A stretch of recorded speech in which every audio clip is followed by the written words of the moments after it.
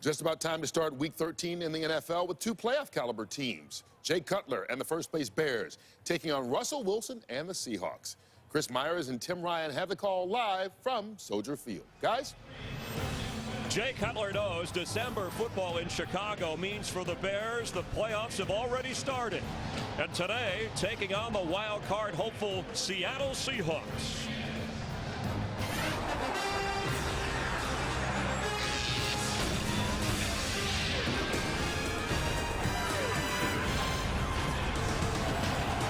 The 8-3 Chicago Bears playing host to the 6-5 Seattle Seahawks from Soldier Field in an old school throwback style mix it up kind of game.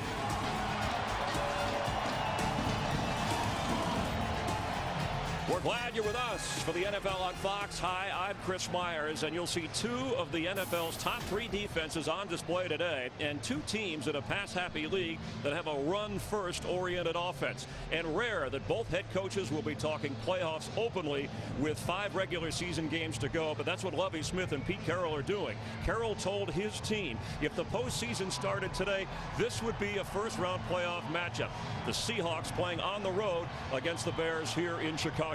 Let's welcome in Tim Ryan. We're not there yet, but let's talk about this Bears team with a 1-game lead in the NFC North, and we know about 33 takeaways on defense. When Jay Cutler is upright and healthy as he was last week, they're an entirely different team. Chris, there is no question about it, and look, he's not having a great year numbers-wise, but the Bears know his value to this football team in determining wins and losses. He's still a gunslinger, wicked good arm, and he really has the ability to shoot that football into his receivers versus tight coverage, in particular Brandon Marshall, who's having a tremendous season. He'll need that ability today versus a very good Seattle defense with their secondary playing a lot of physical bump and run coverage. It's going to be a good matchup to watch. And that secondary, the corners Brandon Browner, Richard Sherman, they are facing a 4-game suspension from the league, but under appeal, so allowed to play at least through this game until something is determined. Meanwhile, on offense for Seattle, the quarterback of November, highest rating rookie Russell Wilson, but it's December and he's facing the Bears. Well, he's been a lot of fun to watch for sure over the last 3 games, and more polished every week, which is awesome. Now, monumental challenge for him today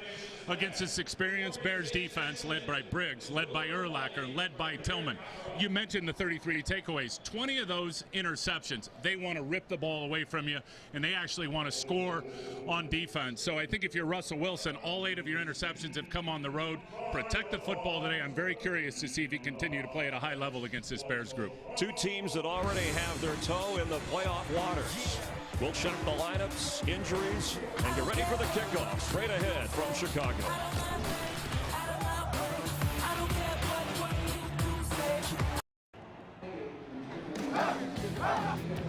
Anxious to get going here in Chicago. Let's take a look at today's Windows 8 Simplify the Game. And on the offensive line, who's in, who's out? The 2 starters at the guard spot because of knee injury out of there. So undrafted free agent Edwin Williams at left guard. Gabe Karimi, his first start at right guard. That'll keep things simple. And they need to keep Jay Cutler upright. Seahawks and Bears kickoff straight ahead from Chicago.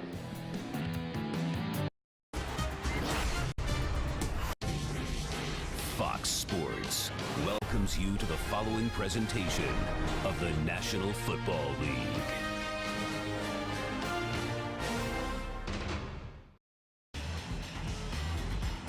For the month of December, very un-bear-like weather. We're going to hit 60 degrees today, little chance of rain and very little wind here at Soldier Field. Seahawks will get the ball first. The Bears won the coin toss deferred. They want to kick it off, and that means we'll see the 3rd-round draft pick from Wisconsin, Russell Wilson, leading the offense, led by the 3rd leading rusher in the NFL, Marshawn Lynch on the ground. Man, they've got to get Marshawn Lynch going for sure. Not a good game last week, and a big part of it was this offensive line against Miami got pushed around. Real impact matchup today for Seattle, how well that offensive line plays. Leon Washington, who had a return for a touchdown last week against the Dolphins, watches it go through the end zone from the 20-yard line. Seattle will take over against the Chicago defense. Well, as I said, with Seattle struggling up front, the defensive tackles have a great opportunity to really control this game. Henry Melton's a terrific player. Pyatt, to me, is underrated. Defensively, Urlacher still in the middle. Will be a big part of stopping that inside run game. Very good on the corners, but finally some production from the safety position for Chicago. Good to see. 380. 380. To throw on first down, complete to Sidney Rice. Short of the first down, but caught it right near the 30-yard line. Rice tackled by Charles Tillman and playing with a calf injury that knocked him out on Friday's practice a little bit early, but he's going at it. And it's going to be a great matchup to watch. I expect Charles Tillman to really shadow Sidney Rice most of the game today as the #1 receiver. That's what Chicago does. They typically are going to put Tillman on the big receiver. As you're going to see right here, he's running over, actually matching up to the outside. This is where you won't see a lot of them, is when Sidney Rice is in the slot. 5 defensive backs for the Bears. Hey, 2-4, 2-4, 2-4.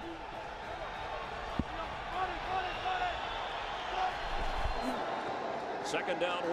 Russell Wilson goes down. Julius Peppers. His 7th sack of the year. He had only had 1 sack in the last 4 games. Well, I came into this game going, what's wrong with Julius Peppers? Clearly there's nothing wrong. They line him up at tackle. Watch this power rush into James Carpenter and just flip him to his back. Line him up at end. Henry Melton goes inside, as did Julius Peppers, which puts him one-on-one with the guard and just absolutely shot James Carpenter and ejected him to his back. On 3rd and 8. Robert Turbin is in at running back.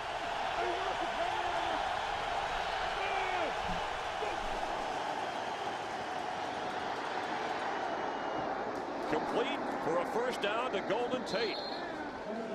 The pocket held up for Russell Wilson. It's got to hold up today for Russell. I think if you're the Bears, you want to close that pocket and make him throw what they call the well, and really with a tight pocket around him. Off coverage here for Golden Tate. He drives off the ball as soon as he sees the hips of Tim Jennings flip. He comes back to the football and picks up a first down. 32-yard line. Tate and Sidney Rice go to the bottom part of the screen. That's to the left of Russell Wilson. 3-15. First run of the game, Marshawn Lynch. First down. All the way up near the 45-yard line. Chris Conte had to make the tackle from his safety spot. You know, I was shocked last week. We did the Miami game, and how the offensive line was really pushed around, not just at the defensive tackle spot, but by everybody. Here they're going to run off tackle. Brian Urlacher has a chance to make this play in the hole. Lynch sees him. See him stick his foot right in the ground there. Cut back. Henry Melton unable to stay on his feet. Opened up the cutback running lane. Lynch has got to get it going today for sure to take some pressure off of Russell Wilson in the passing game. He only had 46 yards against Miami last week. That snapped a string of 4 straight 100-yard games. Gain of 13, 45-yard line, fresh set of downs. Lynch again with a healthy chunk of yardage up near midfield. He came in averaging 4.5 yards a carry.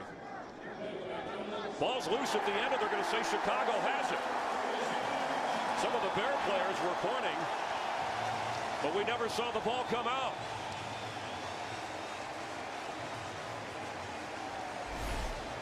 Well, here's the end of the play as Lynch is going down. Yeah, you saw the ball come out right there, but you certainly can't clearly see under that pile whether or not Lynch's knee or anything that would deem him down is on the ground. Called a turnover on the field.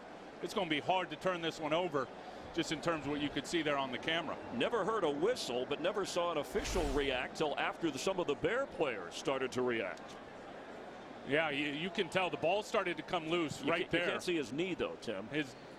No, you can't, and that's the whole point. And it's Urlacher who's tearing at it, pulls it out, and because it was called a turnover on the field, Chris, you're not going to be able to go back and review this to see if his knee is down. It's automatically reviewed every turnover. Absolutely. So the official booth or the replay official taking a look upstairs, but is there enough to overturn? That's my point. I mean, I don't think you're going to be able to figure that out under review.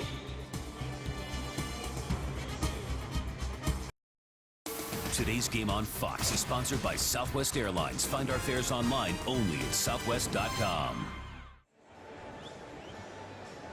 Opening drive for the Seahawks. Ruling on the field is fumble by Marshawn Lynch, caused by Brian Urlacher, and recovered by Kelvin Hayden of the Bears. Yeah, and again, because it was called the fumble on the field, there's not enough clear evidence. There's Lynch right there laying on Bears players. You can see the ball's coming out. Urlacher ripped at it. This is going to stay a turnover, I believe.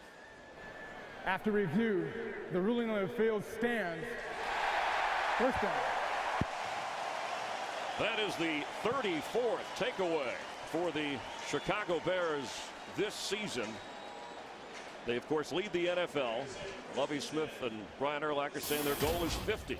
And I'll tell you, look at that, 300 takeaway under Lovie Smith, most in the NFL. If you're playing these Bears, you better hang on to that football and really try to secure it until you hear the whistle blown. Big emphasis on that. They're tearing at it every play. Only the second lost fumble for Marshawn Lynch this year in 133 attempts. Matt Forte for Chicago. Couldn't finish the Viking victory last week with an ankle injury.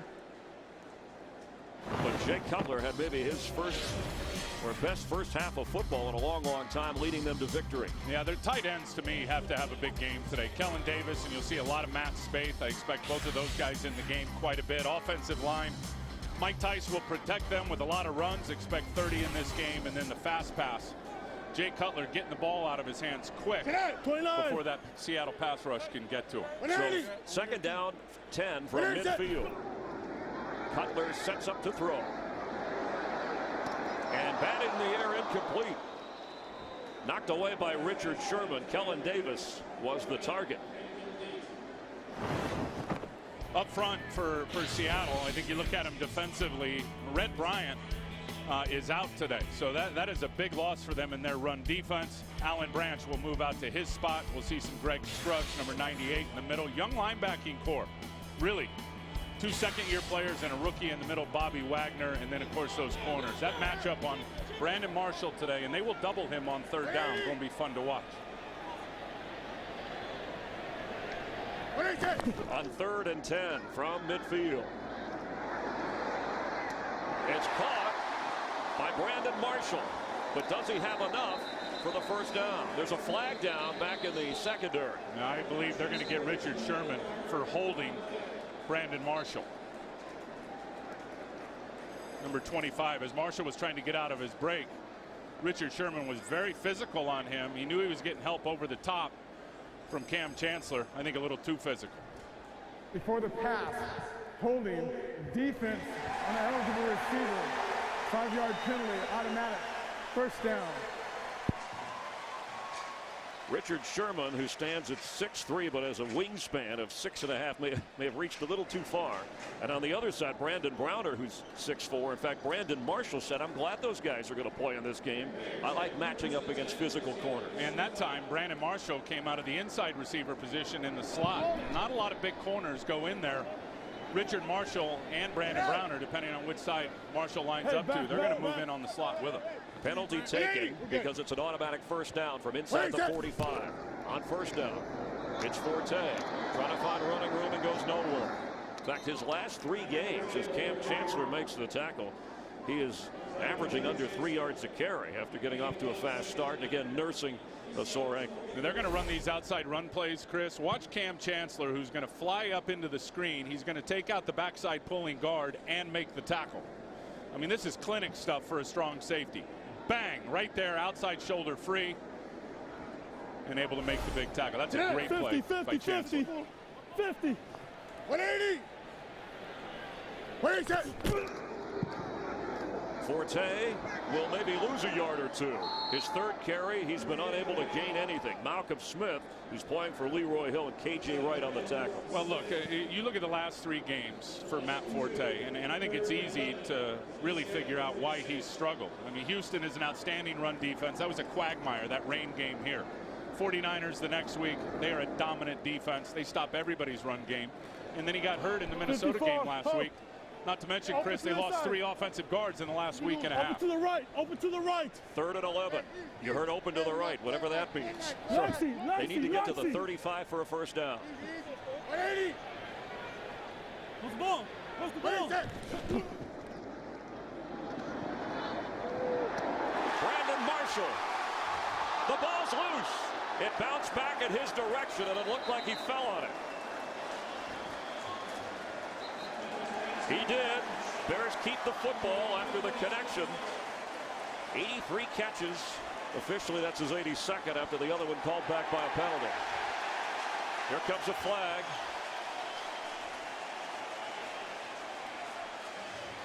I'm going to get some type of a delay game or a taunt or something on KJ Wright. Delay a game. Defense number 50, 5-yard penalty after the spike. First down. So tack on after a 29-yard pass play from Cutler to Marshall, the KJ Wright penalty. Well, Walter Thurman peels off of him, tries to get to the outside, and then you got 3 guys around Brandon Marshall. There it gets knocked out. He recovers it. That's the luck of the bounce. But really, that's what Brandon Marshall does. And Jay Cutler, Chris, trusts him so much. There could be 10 defenders around him, and Cutler's still going to try to slam it in there. Targeted 126 times. And there's the penalty, the delay of game right there for KJ Wright. From the 12-yard line, Cutler keeps under pressure, throws, and completes to Earl Bennett. Touchdown.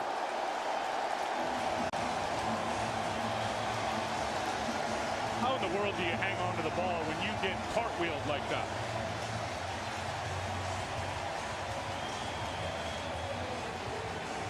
Jay Cutler's 14th touchdown pass of the season. Takeaway turns into 6. Really good at these hide routes, they call them. They bring Earl Bennett from the other side of the formation. He's wide open and then just gets flipped by Brandon Browner as he punches it into the end zone. And was able to hold on to the football. Incredible. Jay Cutler giving the signal the same time the officials did. Robbie Gould on to kick the extra point. Watch Adam Podlash. You never know if he sees an opening to get 2, as was the case the overload scheme against the Vikings last week. And of course, scoring plays to be checked, replay upstairs. We've already had an adventurous couple of series here. Seattle turns it over and the Bears take it in. Today's game is sponsored by Bud Light, the official beer of NFL fans. Here we go. Replay officials viewing the touchdown catch by Bennett, not possession, but whether when he went through the air, he was in the end zone, the ball crossing the goal line. Ball or the hands crossing the plane, and I'm not so sure. I'm quite sure you can't tell from that angle right there as he gets flipped. And clearly as he comes down, the ball is still in the field of play. Same thing here. Really don't know if you can see from that angle if in fact the ball crossed the vertical plane of the goal line. And called a touchdown on the field. I assume Mike Carey will stay with the touchdown. The ruling on the field stands to the score. Little drama before Earl Bennett gets his first touchdown catch of this season. Former college teammate at Vanderbilt of Jay Cutler. And boy, do they need their second receiver to stand up. And there's Brandon Marshall getting his knee looked at by the doctors. But they definitely and desperately need that number 2 wideout to step up.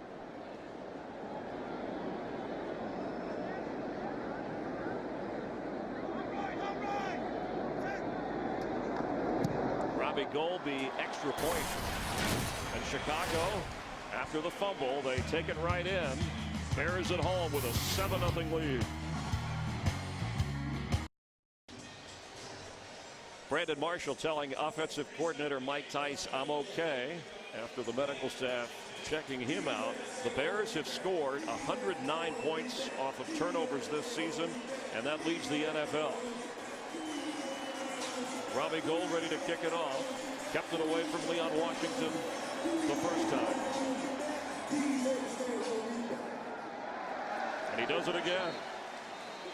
Neutralizing one of the game's best return men. So out from the 20-yard line come the Seahawks for the second time. Saturday, the UFC back on Fox as lightweight champion Benson Henderson puts his title on the line against top contender Nate Diaz. It's a full night of epic fights. Coverage of UFC on Fox 5 is Saturday at 8 Eastern, 5 Pacific. It's all on Fox. And from Seattle, UFC action up there.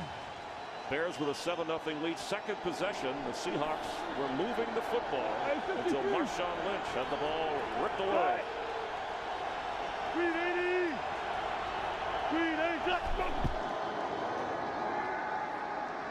Wilson going deep. Braylon Edwards, and it's knocked away by Charles Tillman.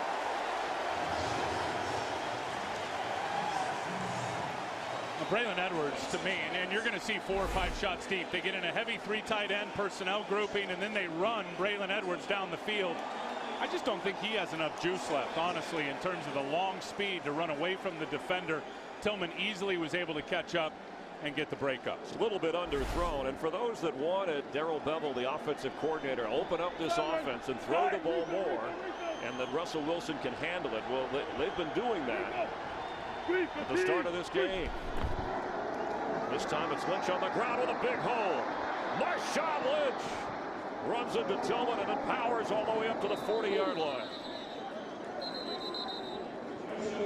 Well, this is on Julius Peppers. I mean, this is just undisciplined defensive line play. Unless there was a stunt called, and I don't see anybody else stunting. It looked like Julius Peppers, all on his own, decided he wanted to take an inside gap charge. Here he is. Usually that's his gap. He goes in here, and watch how it opens up for Marshawn Lynch. A 20-yard run. And if in fact it was called a stunt and he was supposed to go in there, Brian Urlacher then is the culprit. He's got to get over the top and make that tackle. Robert Turbin checks in at running back, carries the football, spins out of a tackle and gets across the 45-yard line. Turbin, the rookie from Utah State, drafted in the 4th round at 5'10" and bulky, also a very good receiver. Yeah, and I think he's going to be a wild card before this game gets over in the passing game. Not as much as a runner, but as a receiver, getting him matched up on those aging linebackers. Second down 4. Hey, watch this. Green 80. Alert. Hey, triple 55. Green 15. Green 15. Fake the run. Wilson on the move. Flips complete to the tight end, Zach Miller, but they're going to be short of the first down. Russell Wilson, 3 straight games of a passer rating over 125. And that's the first time that's ever happened for a rookie quarterback in the NFL. And here he is at pregame going through his routine. And really works at it now. And you get out there, he gets lathered up, gets a sweat going. It's all about game simulation. Chris, when he throws off the run like that, looks like that second baseman for the Colorado Rockies just leaving the ground and throwing his whole body into it. 4 wide receivers on 3rd and 4 from the 46. Pass quick and off the shoulder pads of Gould and Tate. Russell Wilson drilled it like he was throwing to home plate.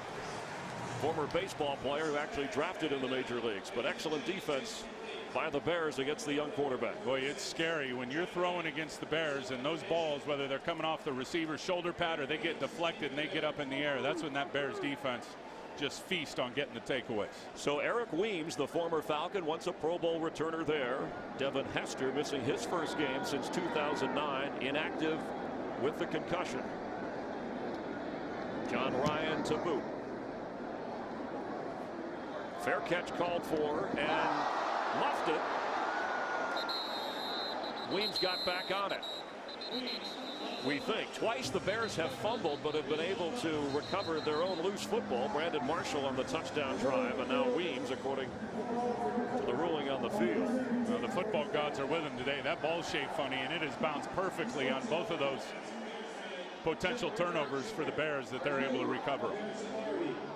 Seattle still pointing as if they came up with a football, and coming out of there with it for Seattle is Chris Maragos. But no ruling on the field. So this would have to be, if challenged by Seattle, if they think they got the football. 42-yard punt, no return. Today's game on Fox is sponsored by the all-new Ford Fusion. Go further. By This Is 40, the sort of sequel to Knocked Up, in theaters this Christmas. And by Sprint.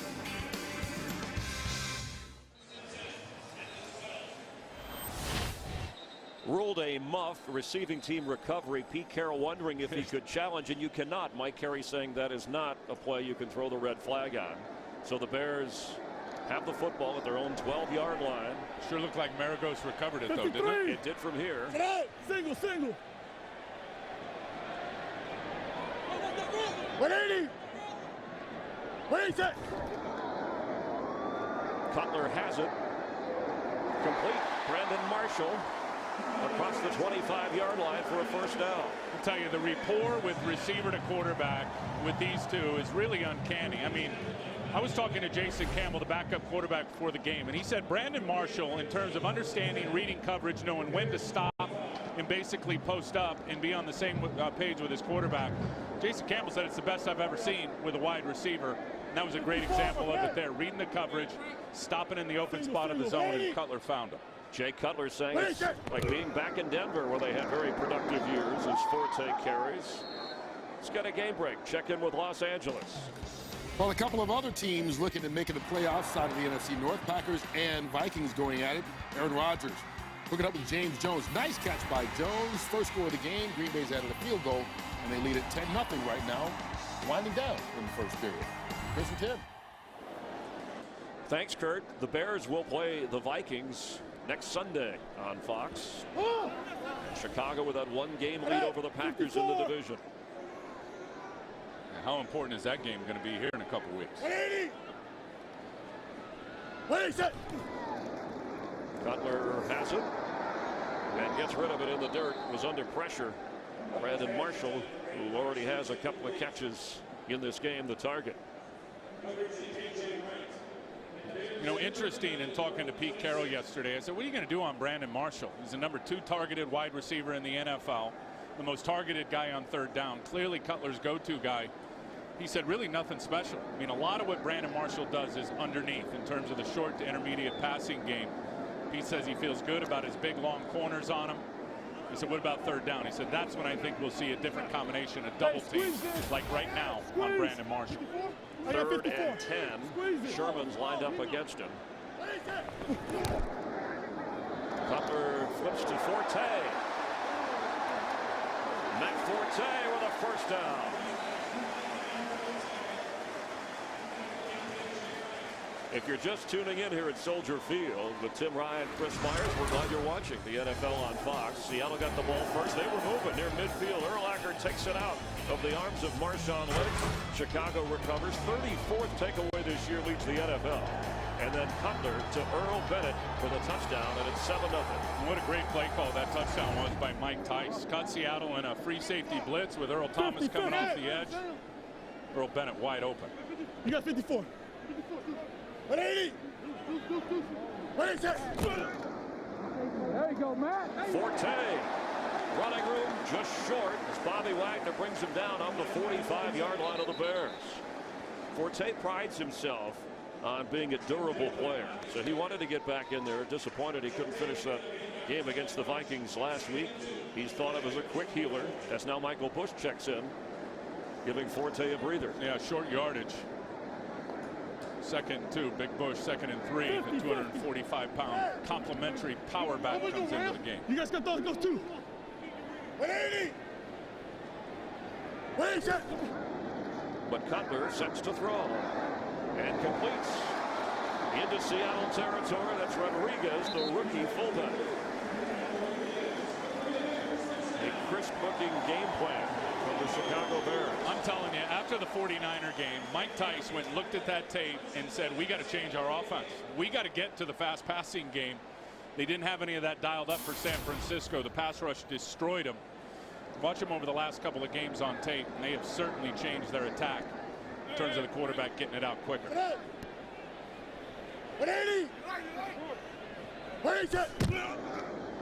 Michael Bush carries on first down, and hard. That Seattle defense up front when it comes to rushing the passer, Tim. They're a different team when they're on natural grass, and the grass is as thick as it is here in Chicago. And you know, I made a mistake in the open in terms of the lineups. Red Bryant is not out of this football game. Pete Carroll told us yesterday he'd be very cautious with him. Didn't think that he would dress. Lo and behold, the big fella's in there with a foot injury. It should give them a big boost if he can hold up. It's been bothering him for the last month. Plantar fasciitis, some form of a foot injury, and he was a game time decision. 54. But slow moving compared to that turf they play on in Seattle. What is it? On second down. Passes high, but Marshall goes up and gets it right at the 40.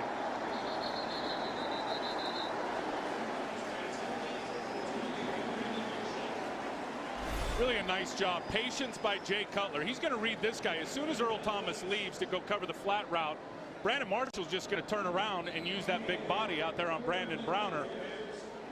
It's just awesome to watch he and Jay Cutler cerebrally, Chris, on the same page. Jay having Earl Bennett as college receiver, Marshall from Denver, Jeremy Bates back as quarterback coach from Denver. Very comfortable here in Chicago. Third and short. Easy, Teddy. Forte is back in. Somebody flinched, and we get a whistle here. I think Matt Spaeth may have flinched the extra tight end. Offense number 89. 5-yard penalty, still third down. So now you got a 3rd and 6. It was on Matt Spaeth. Had a touchdown catch, his first of the year last week for Chicago. They're at the 43-yard line of Seattle. Bears' only 3 losses have all come in prime time, losing to Houston and San Francisco in a Thursday night game against the Packers, who they will play in Tell you what's interesting, Chris, about that is all versus 3-man lines, 3-4 defenses, 3 D linemen, 4 linebackers. Clearly, Seattle's a 4-man front. They've had some nice success so far.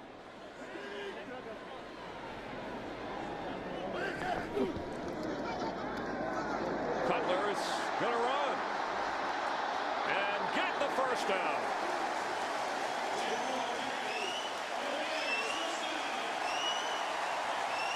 The average is about 6 yards a carry. Well, and this is where Cutler is underrated. The blitz is going to come from here. He sees man coverage down the field. He takes off, and look at him run by and then shake down Bobby Wagner, excuse me. That is impressive. Nobody gives Jay Cutler, in my mind, Chris, enough credit for his mobility and to really hurt you if you decide you want to play man coverage on him. Inside the 37 of the Seahawks after an 8-yard run and a fresh set of downs. The opening quarter winding down. 10th play of this drive. Run this way. What is that? Cutler has it. Marshall does too. They are in a zone, and that is the end of the opening quarter. It may not be Bear weather, but it's Bear football. Takeaway, touchdown, and 7-0. Fox NFL Sunday will continue after a break from your local Fox station.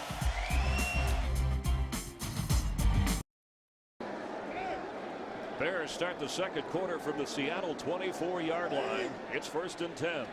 See if they take a shot here. Forte with a carry, trying to get through the hole, gets down inside the 20-yard line. Brandon Marshall dominating that first quarter with 4 catches, good for 63 yards. Well, I'll tell you what, Seattle better figure out how to change up their tactics and how they're covering him and attacking him. I mean, Jay Cutler is smoking hot. You see those passing yards, 95 for Chicago. Cutler 7 of 9 in the game, and Seattle's playing off soft zone coverage against them. That's just not going to work. Brandon Marshall's body's too big. He's just going to drive down the field and turn around, and it's pitch and catch. Marcus Trufant inactive with a hamstring. He'd be a nickelback as Forte carries on 2nd down. It'll bring up 3rd and short. The Seahawks have been unable to get much of a pass rush going against Cutler.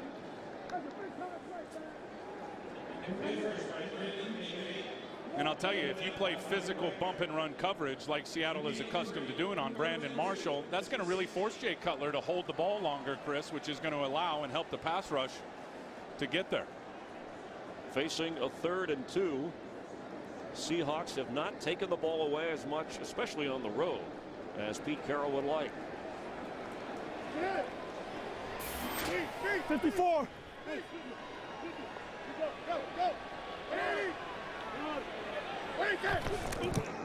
Forte has it and knocked down right at the 15-yard line. Looks like it's going to be 4th and short. That yellow line is a superimposed estimation, and you can see there it is 4th down for the Bears. And I think the Bears are going to line up all their heavy guys and try to go for it here. Crowd loves it. Bring in all the extra tight ends and fullbacks, and James Brown, backup lineman. With Kellen Davis, Matt Spaeth for Lovie Smith. We're going to get a measurement here just to give them time to see what they need.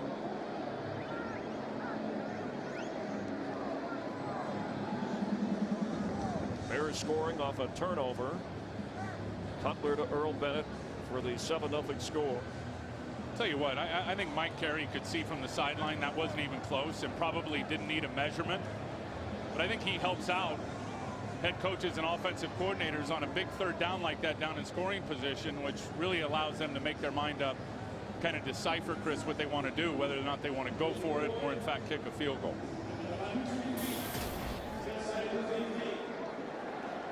So that's where they need to get to. It looks easy from here. Michael Bush will be in to carry the load unless Jay Cutler keeps it. See if they run the off tackle play to the left. Same play they scored with 2 touchdowns in short yardage last week. It is Bush. Bet hard. Never really got the force of momentum. This looks like it's going to be short again. If this is, I mean, what a huge stop for Seattle after that long drive. And where they put it down, it's short. Sure, they'll bring out the chains again.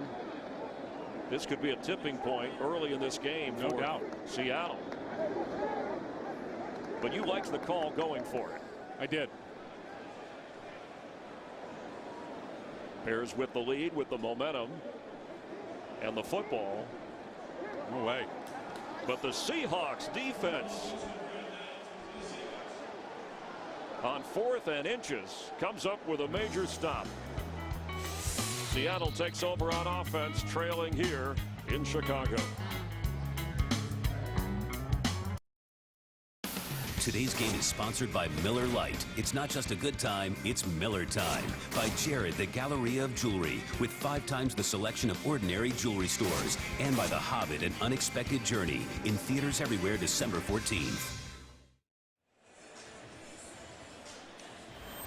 We welcome you back. The previous play was not reviewed by the instant replay team because it was not a change of possession that's designated for the booth.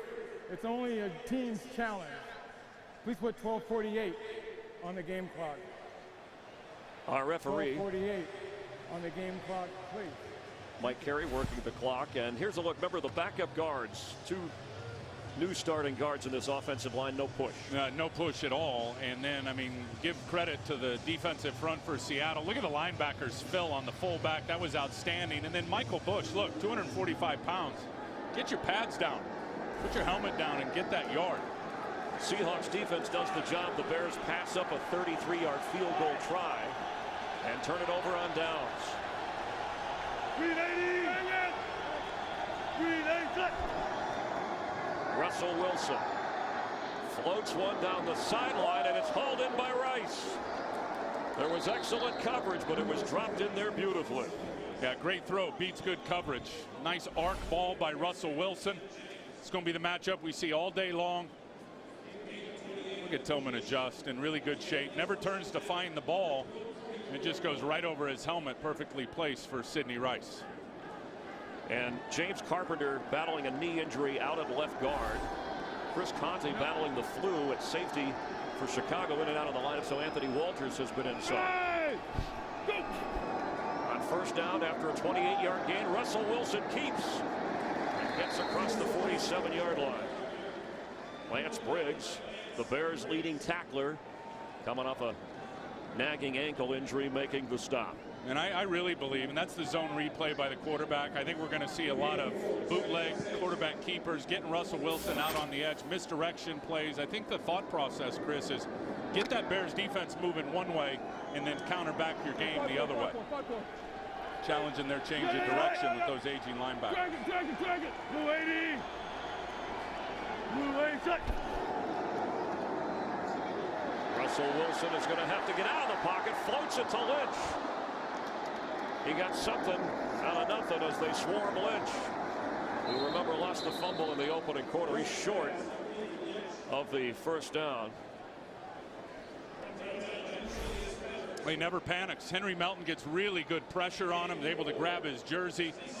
Russell Wilson is just so poised for a young player, keeping his eyes down the field. Urlacher's bearing down on him, and he unloads it to Lynch. We referenced to Fran Tarkenton's style because of his scrambling and his height at 5'10" and 5'8", but it was Pete Carroll who looked at Robert Griffin III's video earlier this year, studying to explore some options using Russell's running and throwing ability anyway to make his rookie better. On 3rd and 2. Gould and Tate in the backfield. Wilson floats a pass. It's incomplete. Zach Miller was covered by Brian Urlacher. And you're not going to get Brian Urlacher with mental errors and thinking one thing and beating him with some sleight of hand plays. No way. Here's Urlacher all the way over here. Zach Miller is going to get out here, and Urlacher's all over him. Look at him. He just turned, plants, goes. Russell Wilson should have tried another option. He wasn't even close to being open. So John Ryan to punt as the sun breaks through here in Chicago. Earl Bennett comes up, and Eric Weems looks like there's nobody back to return. He's at the 30-ish and running backwards. Looks like they had a block on, and well done at the 5-yard line. Jeremy Lane catching the punt on the fly. A 44-yard boot with no return. So far, 7-0 Chicago.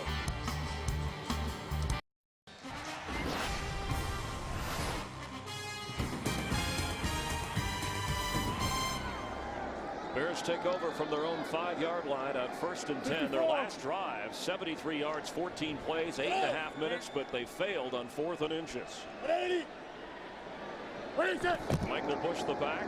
He gets the football and gets a 1.5 yards. The Packers, who are chasing the Bears in the NFC North, have a 10-7 second quarter lead over Minnesota. The 49ers, who the Seahawks are chasing in the NFC West, have a 7-0 lead in the second quarter in St. Louis. And both of those teams, depending on how this thing finishes depending up, on your view, will all factor into really how the playoff seeding works here with 5 games to go. What is it? Cutler from his own end zone for Marshall. Catch made, stays in bounds. But Jay Cutler knows. Brandon Marshall knows where he's going here, matched up. So he's just going to wave the defender by. Watch this, whap, and come right back. It's pretty easy for Jay Cutler and Brandon Marshall to hook up on that route. Marshall feels the receiver playing him over the top, upfield. Cutler sees it. Marshall puts the brakes on again. It's pitch and catch. A 19-yard gain. Digs the Bears out of the hole. On 1st down, Cutler to throw for Marshall out of bounds. He felt the pressure. Remember, it was Brandon Marshall who said, I'm glad that Browner and Sherman are able to play through this game because I like going up against big physical corners. And here's the size. I mean, this is the biggest cornerback duo in the history of the National Football League. And then, of course, Brandon Marshall, who's as big as both of them. I'll tell you, you look at those two corners, and with that looming possible suspension, if they're out, I mean, to me, this is a must-win for this Seattle football team because without those two corners out, what they mean to this defense, if in fact they're suspended, might have to kiss the playoff opportunity goodbye. Michael Bush carries and has a hole, and has a 1st down.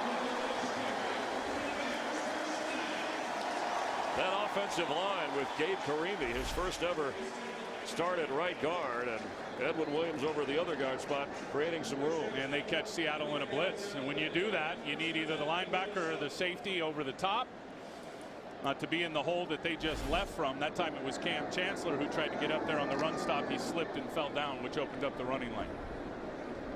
Bush, one of the more productive backup running backs, over 370 yards rushing in a reserve role. He stays in on 1st and 10 after he picked up 12. Cutler avoiding the rush, and open is Bennett. Earl Bennett cannot hold on.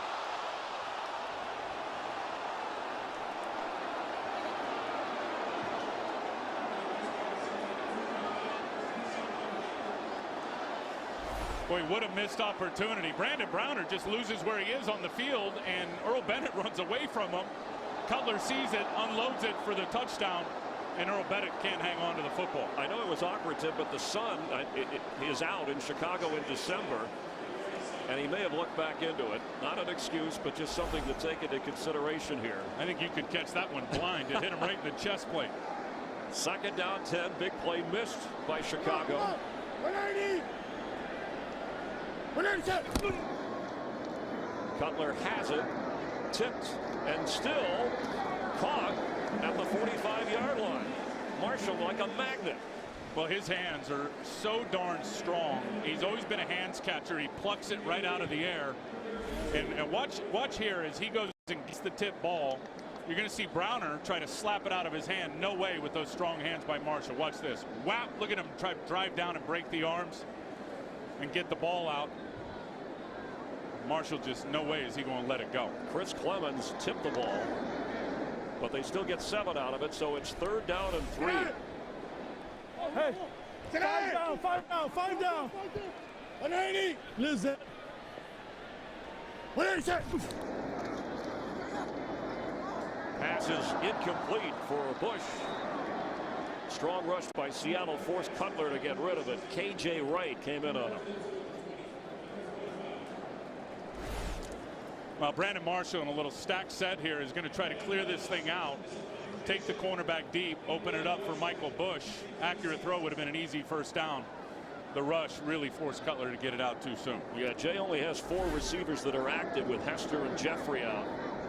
Eric Weems in it as a receiver 4 that he can count on in this game today. So a 4th down punt situation. Leon Washington has it. Across the 15. Down at the 17-yard line. Bears have a 7-0 advantage. There is a flag down at midfield.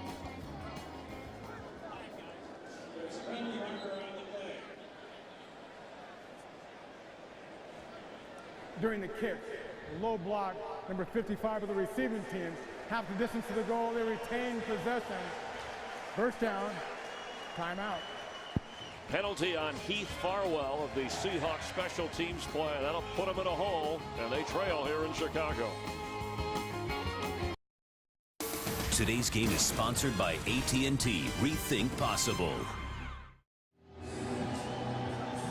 But that was an awful call on Heath Farwell. Watch what happens here. Blake Costanzo rips him by the face mask right here to the ground, pulls him down, and then trips over him, and they call Farwell for a chop block. Bad call, over officious, but from just over the 5-yard line. 1st down, Russell Wilson.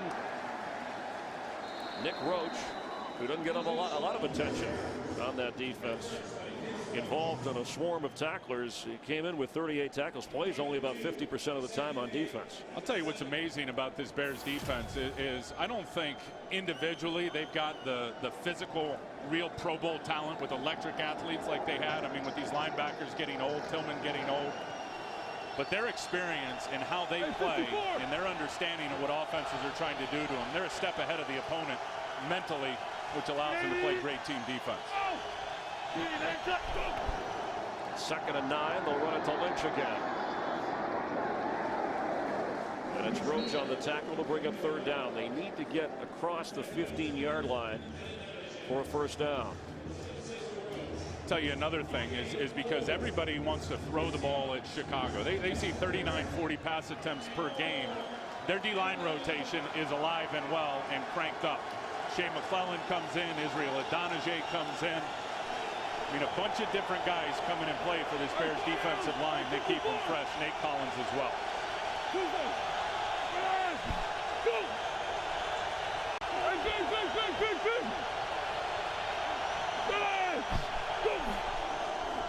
On 3rd down, the pass is complete for a 1st down. Golden Tate gets up across the 30-yard line. A clutch connection from Russell Wilson to Golden Tate. Well, he's just going to flash inside and then just sit in between Briggs and Tim Jennings. I really believe when Lance Briggs gets up at the line of scrimmage, they call it a mug look, where he gets up in between the center and the guard and challenges like he's coming to blitz and then tries to bail and get to his zone landmark. That hurts Chicago sometimes. It did there. From the 30 after an 18-yard pickup, Wilson to throw again and has Tate again, who falls forward for a pickup of 5. Let's check in on the Packers and Vikings. Here's a game break with Kurt. And you know it's Christmas time because we got a Rudolph sighting for you.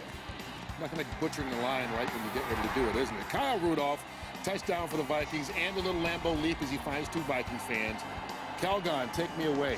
Chris. It's okay. You deliver the line. You have a small amount of time to deliver the line, Kirk. We hear you. Hey, Sunday, 380.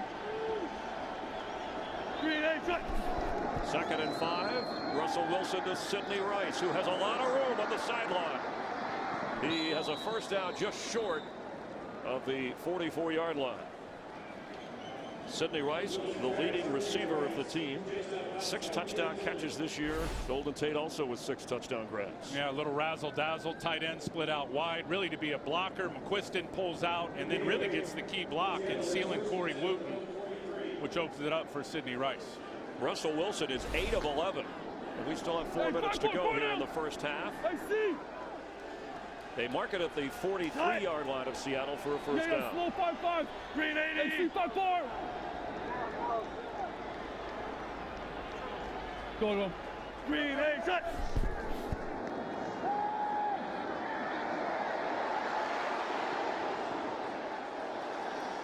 He had nowhere to go. It'll be 2nd and 10. I'll tell you, Russell Wilson's got to change his snap count. Anytime he gets to the line of scrimmage and he starts changing plays, his cadence, he's got to figure out how to get it changed up. I think young quarterbacks, they get into a rhythm, and it becomes obvious and transparent to the defensive line. I think clearly last week Miami had a beat on it. Their defensive line's ability to get off and anticipate it was certainly a weapon for them. We just saw the same thing from Chicago. He's got to change that cadence up. They did not turn the ball over on the road in a close loss in Miami last week. Marshawn Lynch carries as Russell Wilson tried to carry out the fake. It'll be 3rd down. An early takeaway by Chicago, their 34th of the year, set up the only touchdown of this game. Seahawks 1-5 on the road. The one road win was at Carolina. Yeah, and they're toe-to-toe with everybody on the road, too. I mean, those 5 losses, an average of 5 points within 1 score in every one of those games on the road. Robert Turbinen on 3rd down. Sunday. Oh, go. Pass. Tate has it. Golden Tate. He might go. He won't get in. Down at the 5-yard line. And it looked like Brian Urlacher kept him from getting into the end zone. And it looks like Tim Jennings wants offensive pass interference for Golden Tate, waving him by right there. Just a little push in the back with the right hand. Look at Urlacher. Big fella still with that straight line speed, saves the touchdown. A 49-yard catch and then carry. And Urlacher hustling downfield. So it's inside the 5 of Chicago. And I thought that was a good no call on the offensive pass interference that Tim Jennings wanted on Golden Tate. 1st and goal. Well done. Marshawn Lynch. Touchdown. Seattle Seahawks.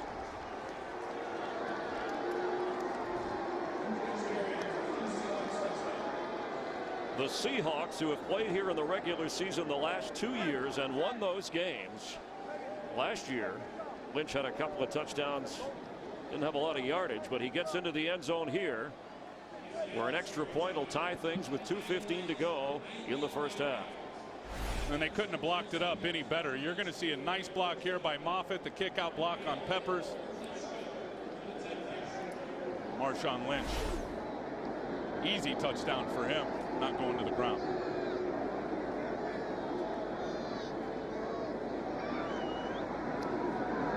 Stephen Hauschka's extra point. A couple of defensive teams that are ranking at the top of the league in a 7-all game. Lynch with his touchdown run. Chris, here's the touchdown, and I gave the offensive lineman the credit for the blocks for Lynch to go in. But watch Doug Baldwin out here. Doesn't have a lot of catches this year, but his impact will be felt on this play. Terrific block on Kelvin Hayden, which also helps open things up for Lynch to punch it in. His 6th touchdown run of the season. He has all of Seattle's scores on the ground as Hauschka kicks off to Eric Weems, who is going to bring it out. Towel goes in the air, but he's knocked out at the 15. Cam Chancellor with the special teams play. Seahawks tie up Chicago. 2:09 to go in the half. Tim Ryan, Chris Myers at Soldier Field. The Bears with a 1st and 10. All 3 timeouts for both teams from their own 15. Cutler to throw for Bennett. And it's tipped away at the last moment by Earl Thomas, who came over from his safety spot. That was a great throw from Jay Cutler. Really was. Earl Thomas, just so much range. His speed when he gets in the middle of the field, and the beauty about having range as a free safety is you don't have to line up in no man's land 35 yards off the ball. And he felt terrible about the penalty that was called last week that gave Miami another chance to get a touchdown. Later he was fined for that hit on Ryan Tannehill. He's so fast, Chris. You can line him up closer to the line of scrimmage. He still has the range to get over the top deep. Cutler scrambling around, and he's going to have to keep it. And Thomas makes another play to take us to the 2-minute warning. The Bears will be facing a 3rd down. Chicago can't get it. Seattle could use a timeout. Hope for good field position. We're tied at 7.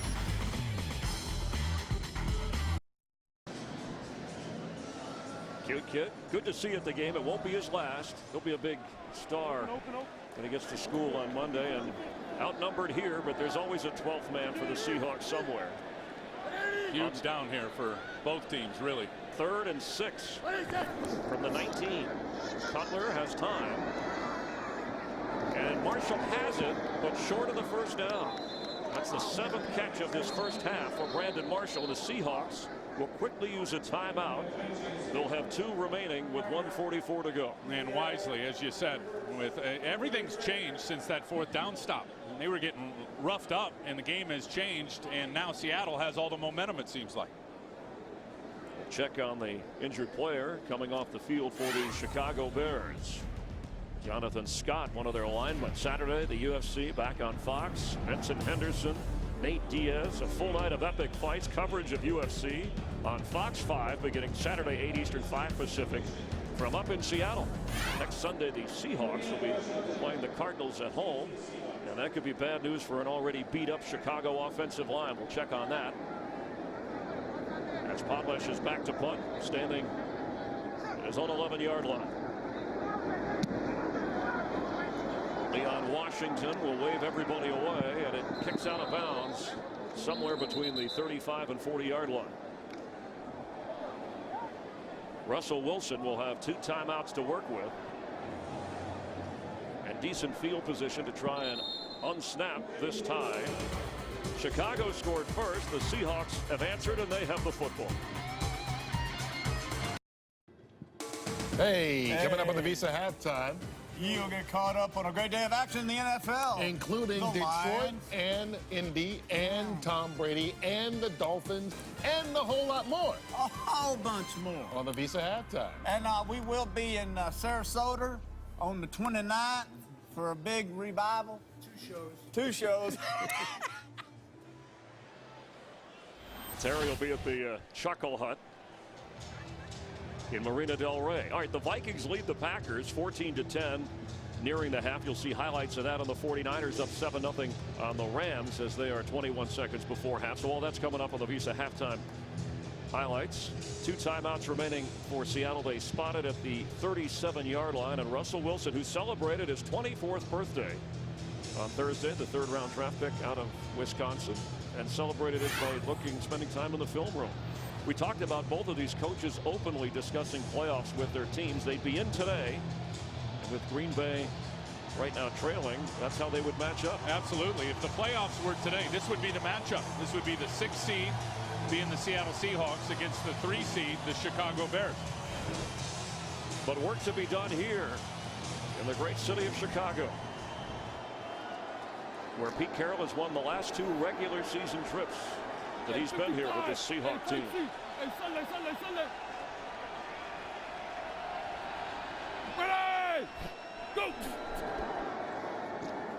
Leon Washington gets a carry.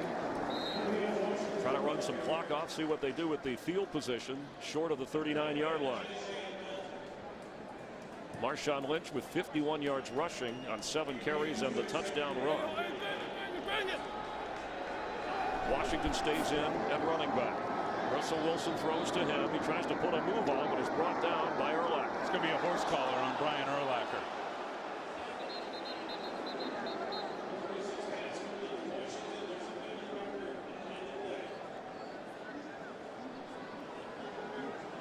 Really a nice break here for Seattle, stopping the clock and going to get some extra yards.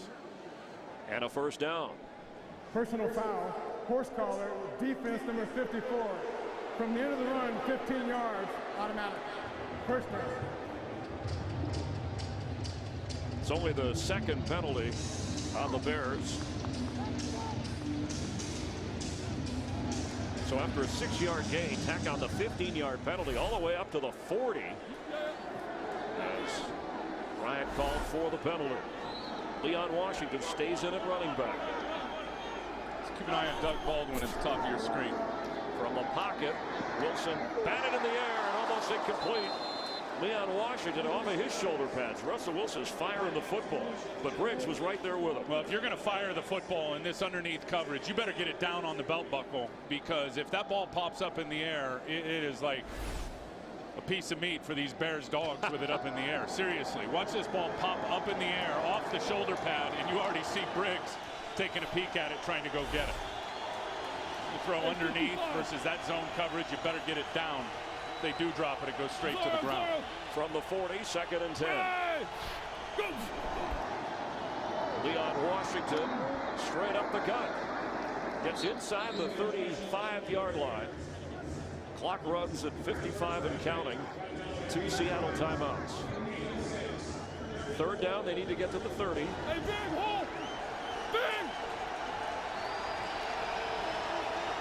Some confusion from Baldwin in the slot.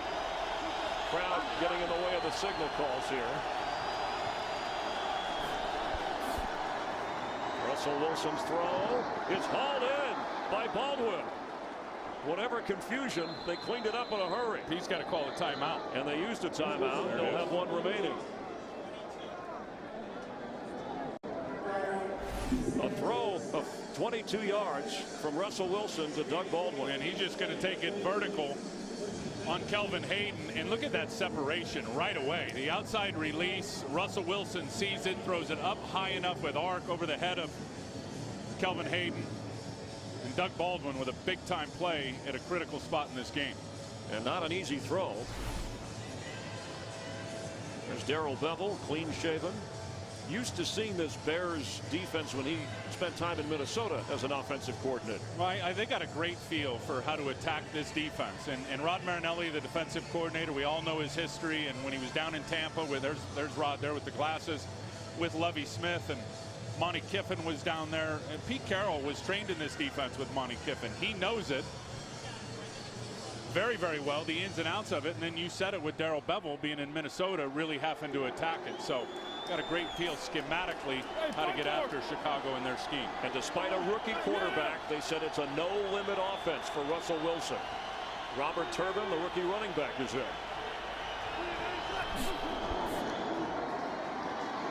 End zone throw wide open. He had Zach Miller, but overthrew him. Well, you got Craig Stelz out here at safety, and watch Zach Miller. He's just going to run the corner route. It is wide open. And Russell Wilson got excited. I think that ball came out a little early, and it just flew on him and sailed up in the air. Craig Stelz in for Chris Conte. We mentioned battling flu-like symptoms, who did start the game, but has been in and out of the lineup. Yep. On 2nd and 10.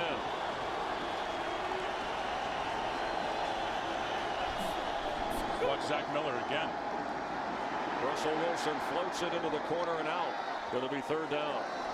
16 seconds and 1 timeout for Seattle.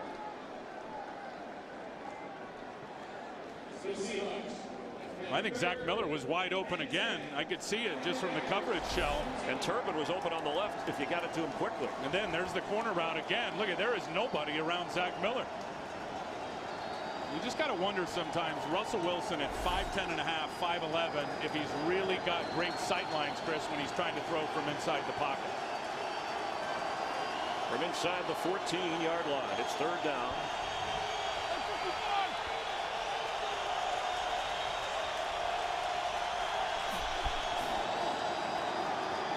Russell Wilson keeps, throws on the run, end zone, and did he come up clean?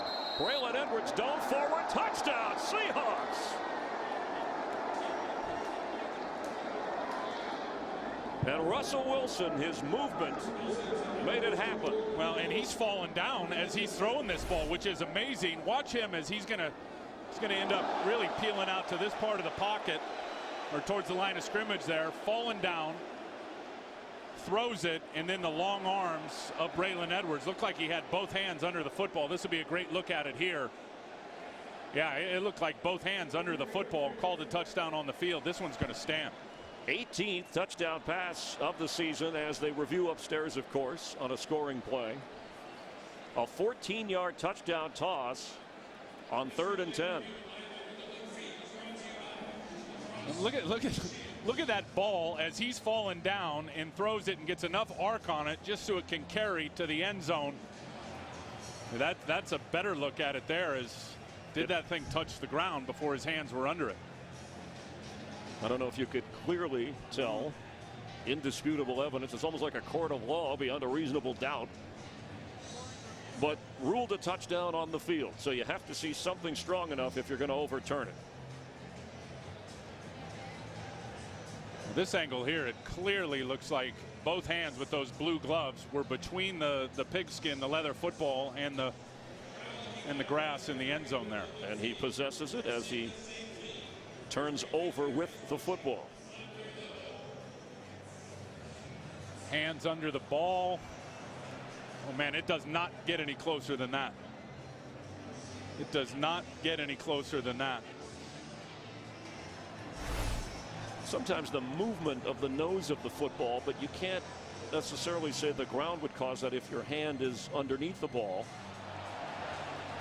They're showing it here for the Chicago Bear fans. We know how they want to rule this thing. We've already had the one fumble which was debatable with Marshawn Lynch, where it wasn't as clear, but it was a takeaway. And they took the touchdown. Let's bring in our rules analyst, former head of officiating for the NFL, Mike Pereira, with Tim Ryan, Chris Myers. Mike, your view of this? Well, we all look at here. We actually do not think he has possession before the ball is on the ground. And to me, that shot looking in at it shows that the tip of the ball is on the ground between the hands.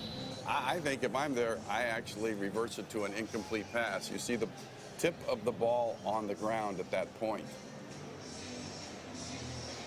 Yeah, but here's the look right here. Here's the look, Tim. When you look at it here, and when you run it just a little bit further, you're going to see the tip of the ball on the ground. After review, the ball hit the ground before the receiver got control. It's an incomplete pass. It'll make it 4th and 10 on the 13 on the left hash mark. The clock is good. Braylon says, wait a minute, I had my ring finger under it. Well, Mike Pereira described what, and I think it's watch how the ball goes upward there. That's close. To me, there's not enough there to overturn that, Mike. At least from the way we're seeing this, but it has been overturned by Mike Carey. So Stephen Hauschka is on to try a 31-yard field goal. No touchdown for Braylon Edwards. 15 out of 18 this year, has not tried a field goal the last 2 games. He slips that one through. And Seattle gets points out of it, but not the touchdown. After trailing 7-0. Seattle has come back now and has a 10-7 advantage with 5 seconds remaining in the first half. Two teams that would be in the playoffs, that they think they should be in the playoffs. We thought it'd be a low-scoring throwback style game. Your thoughts at this point? Well, it's been that. I think a couple of things. Russell Wilson, to me, has been terrific. There's no question about it. His high level of play continues to really be on full display. And then if you're Seattle, you got to go in here at halftime, at least as far as I'm concerned, and figure out how you're going to stop Brandon Marshall and some of that underneath coverage. Again, a big first half for him, and he's been the biggest problem. Jay Cutler having time to throw. They got to get tight double coverage on Brandon Marshall and the underneath stuff. Otherwise, it's too easy for Marshall and Cutler. Brandon Marshall, 7 catches for 94 yards. The only touchdown was Cutler to Earl Bennett following the only turnover in the first half. That was the fumble recovery. Kelvin Hayden coming up with it after Brian Urlacher stripped it from Marshawn Lynch. Chicago has really dominated this football game. I think the main tipping point was that 4th and inches when they could have gone for a gimme field goal and Michael Bush couldn't get the first down. Yeah, I fully agree with that. Give Seattle credit. They were stiff at the line of scrimmage. Michael Bush has got to get his pads down to get that half a yard. But it's been a different game from a momentum standpoint ever since that 4th down stop. 5 seconds remaining here as they squib it to keep it away from Weems. Again, Devin Hester inactive for this game with a concussion. Earl Bennett has the football. And that will end the first half. Chicago will get the ball to start the second half, trailing 10-7 to the Seahawks. The Visa halftime report is coming up after the break. Seattle leads it by 3 at halftime. Receive the football. I'm sure they said to each other in the locker room, Tim, hey, we've played well enough. We should be leading this game down by 3. What about Seattle on defense with Jay Cutler? They haven't been able to get to him at all in the first half. Well, they haven't, and then that's got to get better. They got to get their 4-man rush going so they can keep an extra guy in coverage on Brandon Marshall, whether it's been man coverage or zone coverage. The soft coverage isn't working. So they've got to get that fixed, but they have slammed the door on the run game. Forte's not even averaging 2 yards a carry. 7 catches, 94 yards for Brandon Marshall. And what about Jay Cutler engineering things with the run game? They've used Forte and Michael Bush effectively. Well, it's going to be a tough row to hoe running the football for sure with Forte. Seattle has shown up today with their stout run defense. They got to get their tight ends involved. I mean, missed opportunity, the big one to Earl Bennett, which, clearly if he caught it would have been a touchdown. Brandon Marshall's been terrific. Matt Spaeth and Kellen Davis have got to get their game going. Seattle can be vulnerable versus good tight end play. Follow your favorite team all season long. Go to itunes.com/NFL. We mentioned the weather, not much wind. It's in the high 50s. The sun has poked through. Unbear-like weather. Feels like October 1st here at Soldier Field, not December. And the 3rd straight year meeting in Chicago for non-division opponents. They've also met the playoffs where the Bears held the upper hand the last time, as Eric Weems will get this on the run. And hit hard. Here comes a flag, and he stays on his feet to the 20-yard line. Only 3 penalties called on Seattle in the first half, and only 2 on Chicago. They're going to get a hold here. You see field judge coming in. Holding number 37 of the receiving team. Half the distance to the goal in retaining position. First down. Called on Anthony Walters. That'll back up the Bears to start the second half. And I really believe, again, to the tight end play, and neither Kellen Davis nor Matt Spaeth have a whole bunch of production, but the way Seattle plays, which is with those 3 deep principles, 1 safety in the middle of the field, the 2 corners up playing hard press. It's a lot of opportunities for tight ends to get matched up one-on-one on outside linebackers and safeties. They've got to step up their game.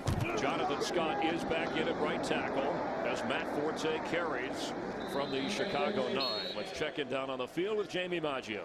Thank you, Chris. Well, a lot of time spent underneath the replay hood in this game. Pete Carroll taking time to talk to Mike Carey before heading into the locker room at halftime. I asked him what the conversation was about. He said there's no way that you could have seen where Braylon Edwards' hands were in the replay. He does not feel that the call should have been overturned. I asked him about the pressure on Jay Cutler. He said we're not even anywhere near him. We've got to change that here in the second half. Back up to you, Chris. Thanks, Jamie. On 2nd down 5. Cutler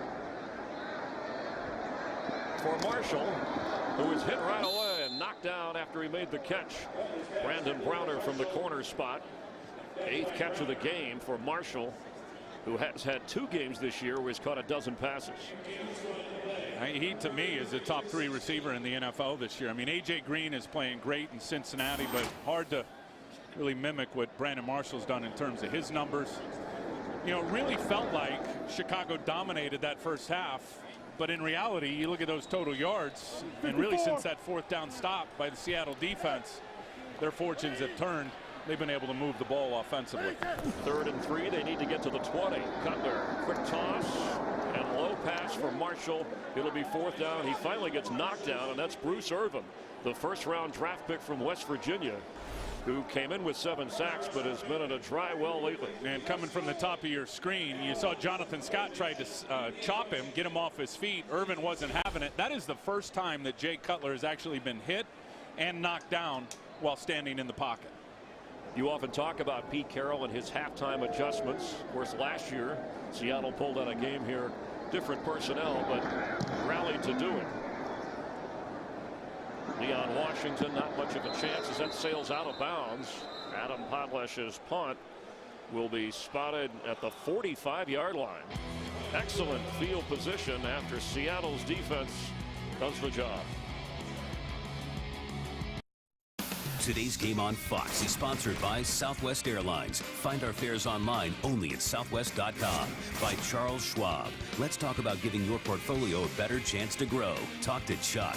By Ram Trucks. Guts, glory, Ram. And by Microsoft Surface. Tim Ryan, Chris Myers back in Chicago. Earl Bennett, who has the only touchdown in the game for Chicago, still in the locker room being evaluated for possible concussion. First down Seahawks from their own 45, and Marshawn Lynch carries. Lynch had the only touchdown for Seattle on a 4-yard run.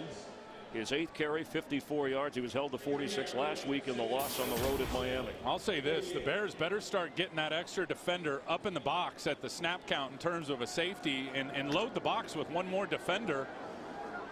Then Seattle has runners and running backs, because Marshawn Lynch is not getting touched in the backfield. That guy gets to the line of scrimmage untouched. He's hard to stop.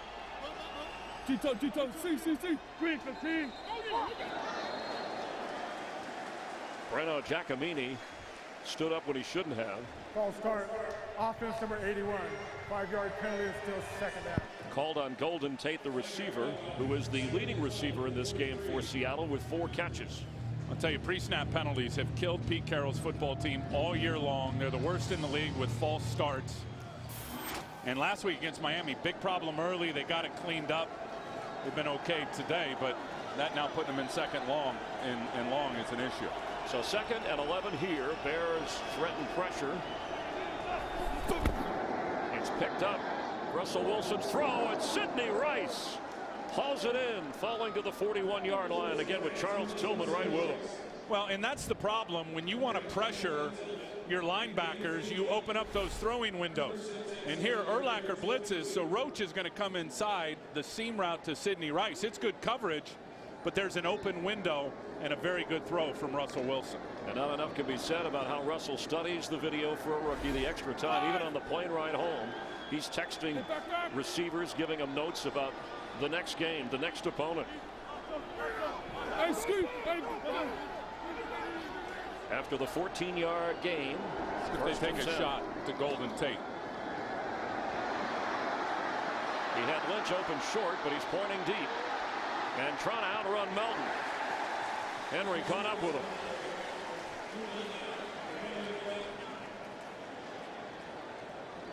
It was Henry Melton who said there's no pacing in a game like this, not with Russell Wilson running around. That's why you got to keep your motor juiced up and ready to go. And if you're a defensive back, you better stick on those receivers in that scramble drill.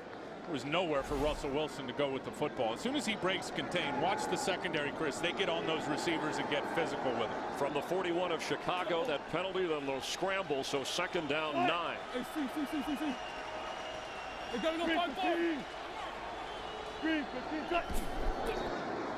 Marshawn Lynch will lose yardage. Lance Briggs led the charge.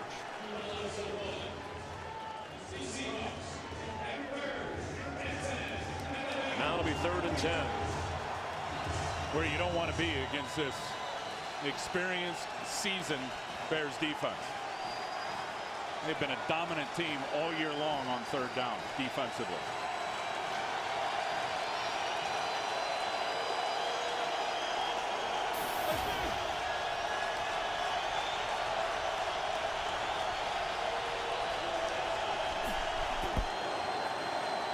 Russell Wilson's throw is incomplete. Sidney Rice was in the area in a 4 wide receiver set.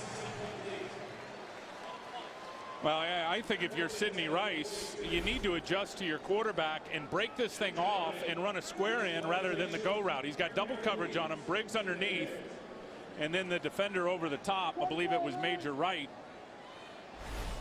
That's maybe where that height disadvantage for the quarterback worked in the favor of the defense.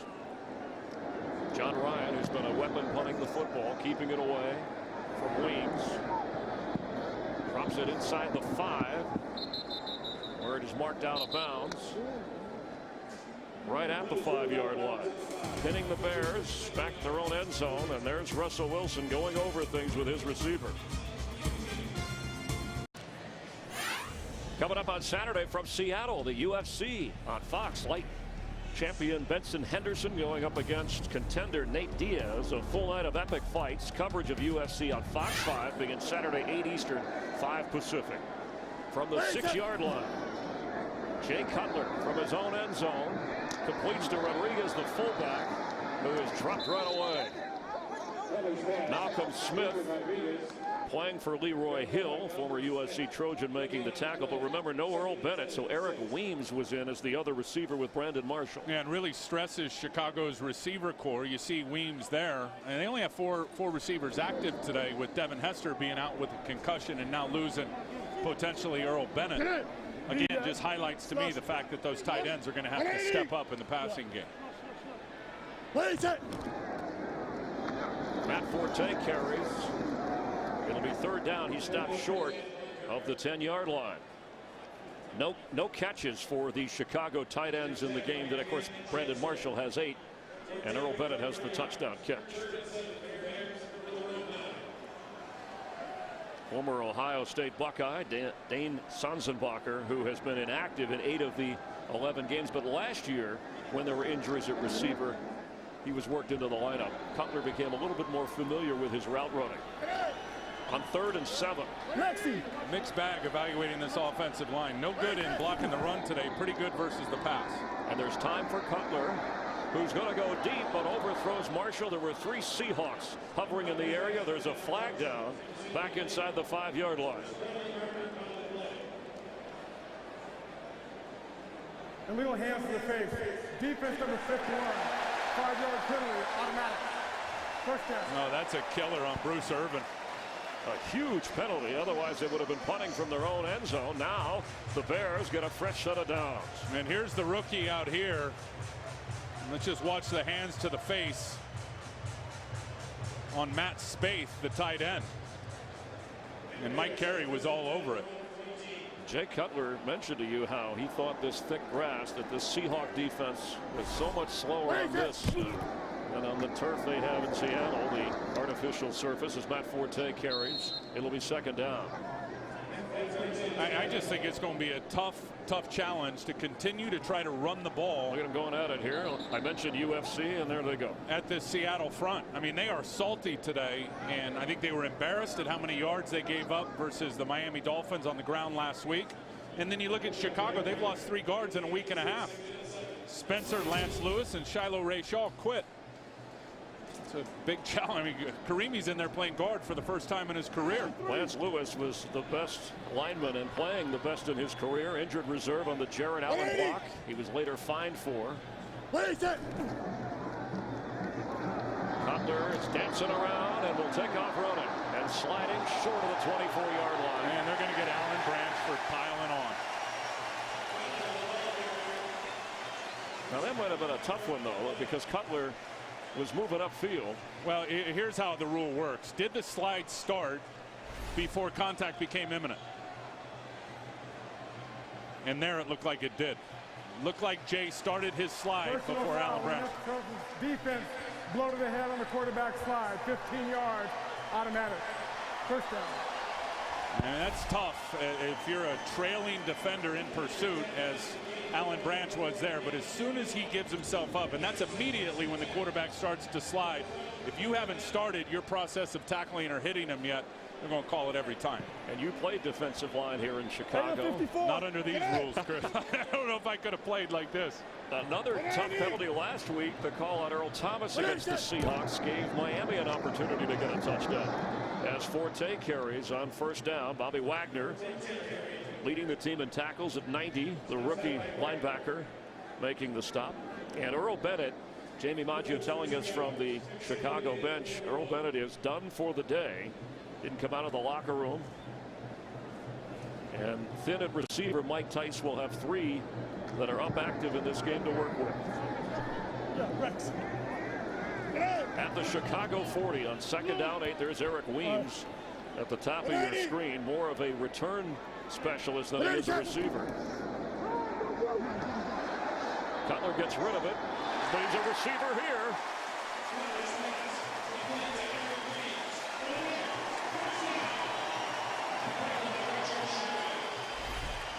Well, I think first thing, Jay Cutler, if he's going to throw it down the field, he's got to get protection.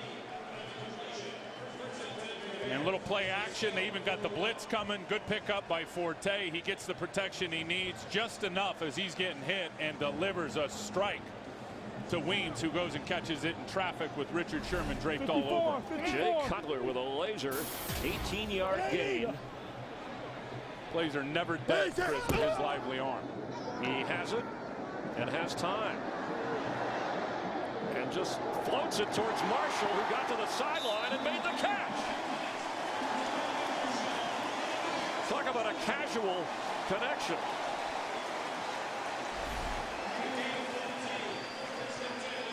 Oh, what the heck? Just toss it up. Maybe my guy will go get it. He goes from a laser to a floater. And the 9th catch for Marshall. And that's the thing about Cutler in terms of his lively arm. He can throw from every platform. His feet never need to be set. He can sidearm it out there. That was a prayer that was answered. Forte carries with room. Driving inside the 20 down to the 18-yard line.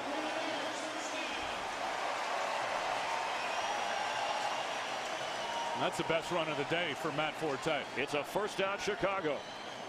Nearing the 5-minute mark here in the third quarter. Brandon Marshall over 100 yards receiving today. Pete Carroll's defense can zero in on him even more with Earl Bennett out. That catch by Eric Weems in this drive was only his 2nd reception of the season. Line open! Line open! Come on, come on. Where is it? Cutler. Incomplete. Weems was in the end zone. Well, that's just a smart decision by Jay Cutler, who clearly saw defenders in front of and behind Eric Weems and just tossed it away before he got hit. You got to keep Cutler healthy. I mean, we all know his value, Chris, to this football team. So I got no problem with him getting rid of the ball if he senses there's really no chance to make a play from inside the pocket. Pete Carroll had about something. Maybe it's still the Braylon Edwards catch. Ruled a touchdown, overturned in the end zone right before the half. 2nd and 10 from the 18 of Seattle. Forte. It'll be 3rd down.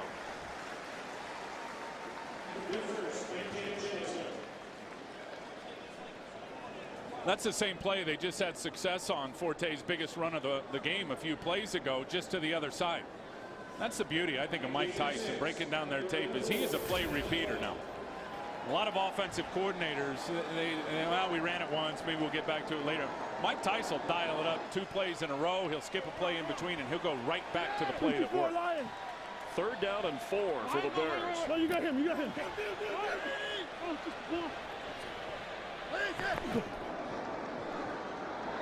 Forte has it. Touchdown. No. No. He rolls into the end zone, but he is marked. The official ruled him down at the goal line.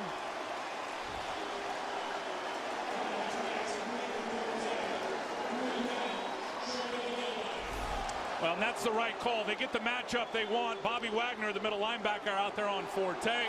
You see Brandon Marshall run the underneath slant, opens up the window, and that's a good call as Forte was down before the ball crossed the plane. Very good play design, though, and Jay Cutler was all over it. It'll be 1st and goal. You see the Bears, they all had their arms up right away. And Lovey throws the challenge flag. He wasn't touched until after he slid in. There's the point. I mean, and this is going to be a touchdown, I think, Chris, because he was down, the knee was down. The runner was short, being challenged by Chicago. He was short, but he wasn't touched, I don't believe, as he pushed and rolled himself or kind of scooted himself into the end zone. And by the time Bobby Wagner got over there to touch him, let's see. Ruled no touchdown, but it's being challenged.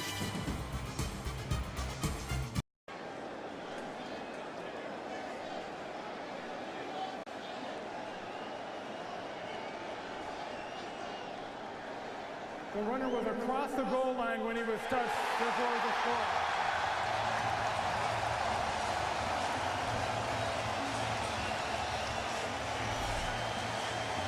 And here it is. I mean, you can see Wagner as he's about 3 yards away from Forte. Forte catches it clearly down before the goal line, but nobody touches him. Earl Thomas just steps over him.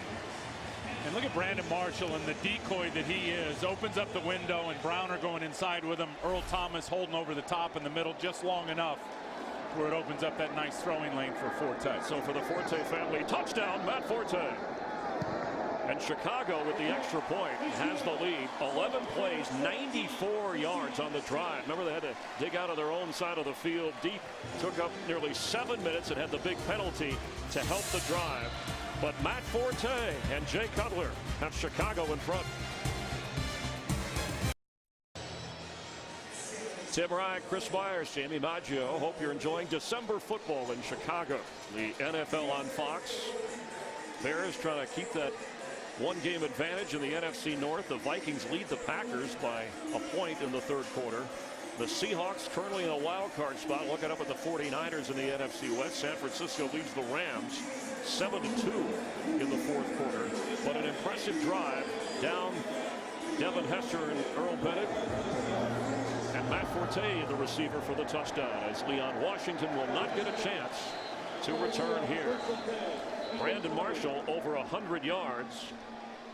And he may shatter Bears receiving records like touchdowns.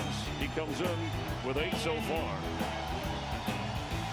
Also in yardage, number of receptions with Marty Booker. Some of the great Bear receivers of the past, and Marcus Robinson already over 1,000 yards. He could shatter all those records. Yeah, I think he shatters the reception number record. I think he shatters the yardage record. It's going to be that touchdown of 13 that's going to be hard for Brandon Marshall to overtake. Seattle on the spot now, trailing by 4. Russel Wilson will go low to the fullback Robinson, and he'll pick up 4. It looked like Seattle's defense had the Bears stopped, but the late hit, the penalty advance. Well, the Bruce Irvin face mask was the big one, hands to the face. And remember Branch, that? yes. And then the Branch piling on the quarterback as Jay Cutler slid. So 2 key penalties that really hurt Seattle. And then the prayer throw from Cutler to Brandon Marshall. I mean, as I said earlier, if you're those corners, Richard Sherman, Brandon Browner, you better stick to your guy, because Cutler's lively arm, that play's alive till the whistle blows. Green 80. Green 80. Wilson in trouble. Thrown down by Stephen Paya. As Brian Urlacher said, our spy is our 4 guys up front. Absolutely, and I'm telling you, it's good coverage down the field by the Bears on defense. Here, Tim Jennings on Golden Tate. Locked up, not a lot of area to operate. Sidney Rice, 2 linebackers underneath, the safety over the top. Tell you who really started that sack, though, Henry Melton. Terrific rush. Forced Wilson out, and then Paya cleaned him up.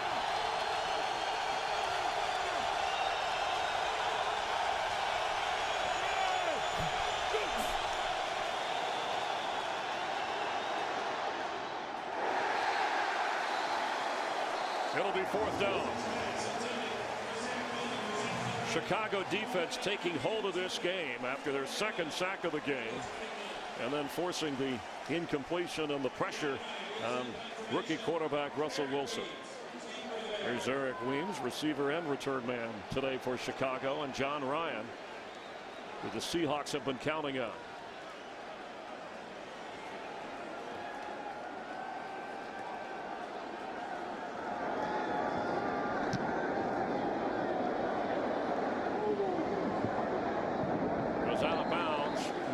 40.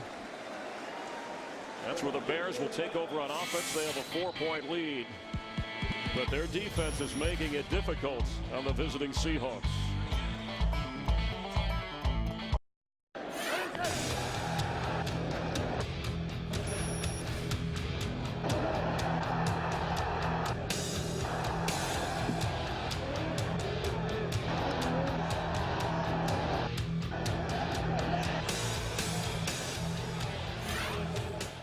It's been a physical, as you always expect, at Soldier Field kind of game.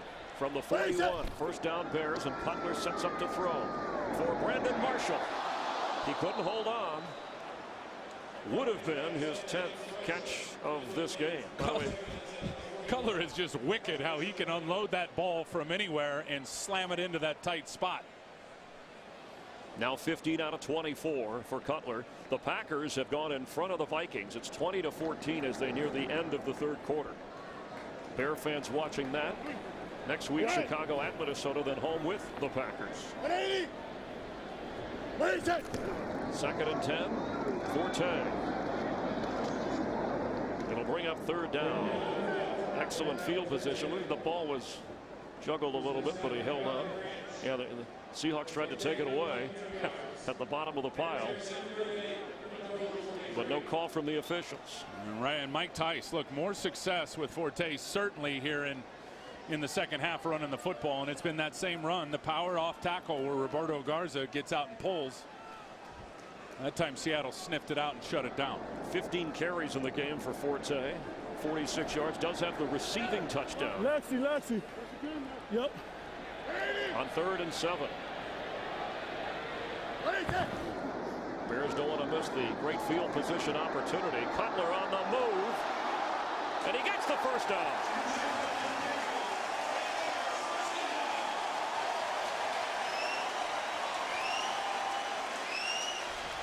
Now they're running double coverage on Brandon Marshall with a linebacker and with the corner when he's in those tight splits. It's these two guys, Bobby Wagner and the slot corner out there, Walter Thurman. But Earl Thomas is going to be embarrassed when he sees this. Jake Cutler just just shakes him right down. That is a huge first down for Cutler with his legs.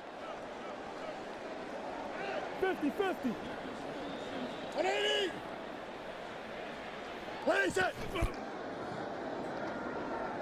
Cutler sideline throw, and that should be offensive pass interference on Marshall. And it is. Richard Sherman might have had a chance at the interception.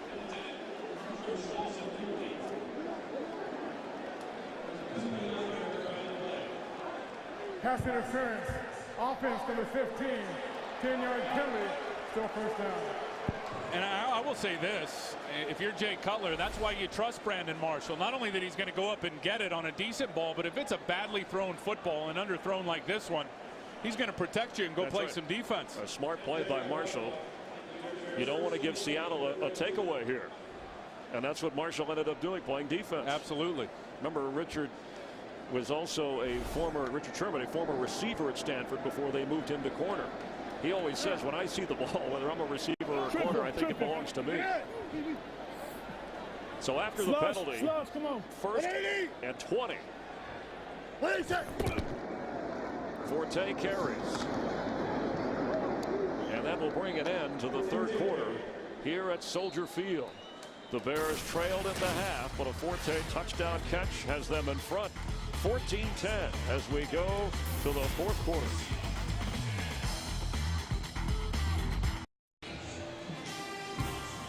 Six and 5 Seahawks. Pete Carroll, last 2 games on the road at Miami and Detroit. Fourth quarter, his defense did not do its part, and leads have slipped away. Now that's the question to me. Even playing from a trail position here, down by 4, can they step it up and change their fortunes? Last 2 road games, Chris, they've given up 17 points in the fourth quarter in each of those games defensively. 2nd and 19 for Jay Cutler from the Bear 43. 180.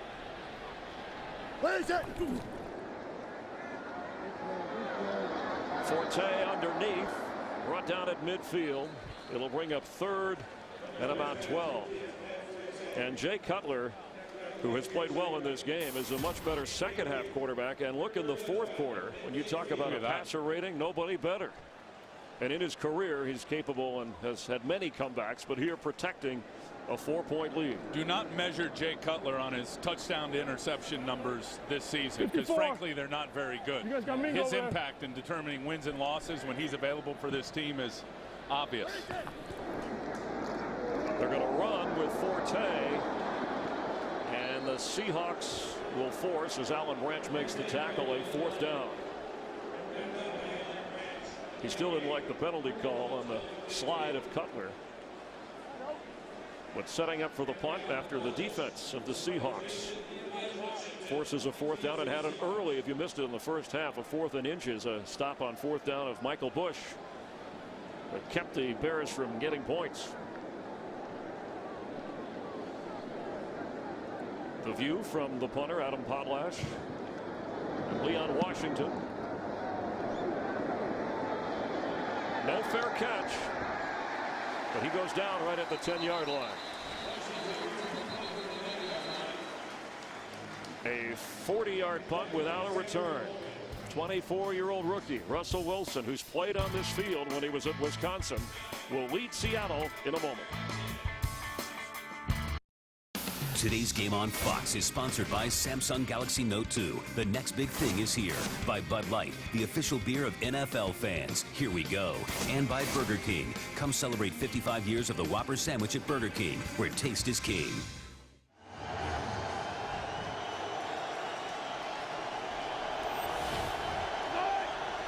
First down for Seattle from its own 10-yard line. Marshawn Lynch carries. He has the only touchdown for Seattle today.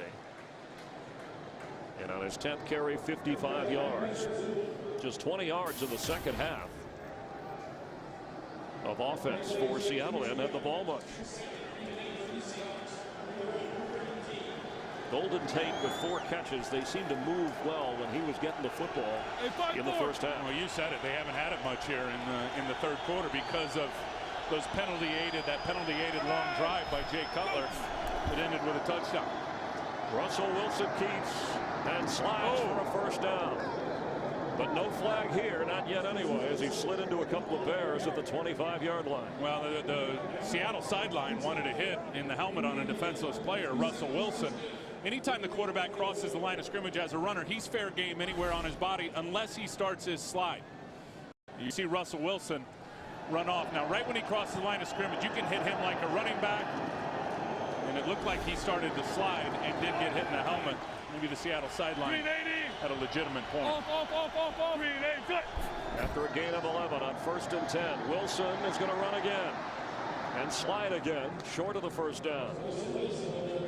Now, he doesn't mind running, as he has said before. Do you think these are by design? I don't think that was a design run at all. I think the pass rush was so quick with those defensive linemen getting an edge and getting penetration upfield that Russell Wilson knew he had no chance in the pocket. Last week against Miami, he had an NFL rookie record of 16 consecutive completions, one short of the Warren Moon Seattle Seahawk record. 13 out of 23 today. Lynch. It'll be 3rd down. Lance Briggs has only missed 4 games in his 10-year career. Missed some practice time with the ankle, but said, I'm not missing this one. In on the stop, and it'll bring up 3rd. They need to get to the 34, a little beyond the 34-yard line, so 3rd and 1, we'll call it.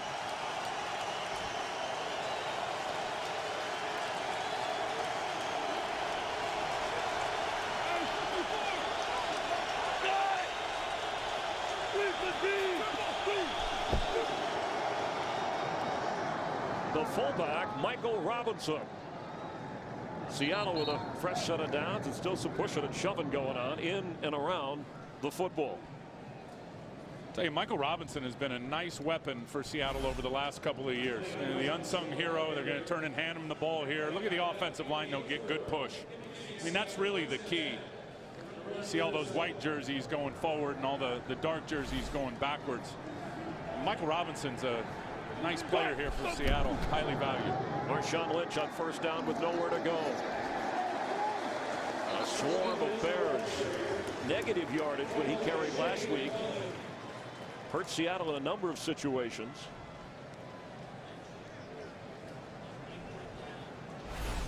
Well, they just get Marshawn Lynch going sideways. Watch the defensive front for the Bears and the push that they get. And they're all slanting that way. I mean, it started with Shea McClellan out on the edge at right end, slanting to the right. All the other D linemen followed suit. That was the defense that was figured out on the scouting report this week, having a good beat on where they were running the ball. They fake it to Lynch. Russell Wilson runs into him and has to throw near the 40. Baldwin made the catch but got drilled. And Charles Tillman delivered it. It'll be third down. I think one thing about Russell Wilson as a scrambler, he's very effective when he gets, out of the pocket, crosses the line of scrimmage. But in terms of just pure raw speed to outrun guys when he gets spilled out of the pocket, you don't see a lot of that. Terrific leap by Baldwin. And impressive that he was able to hold on after that hit. From the 40, it's 3rd and 7.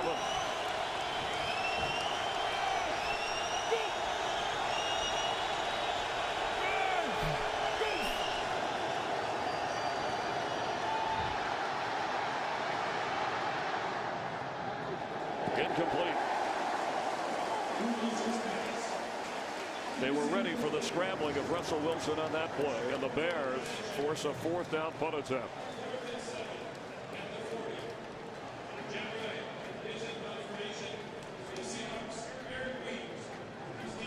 John Ryan, who's been busy and very reliable, with Eric Weems standing inside the Chicago 10.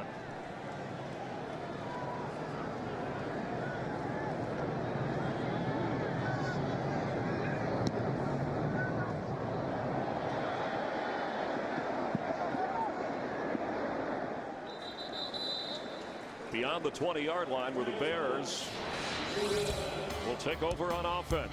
They have a 4-point lead. Their defense is making it stick.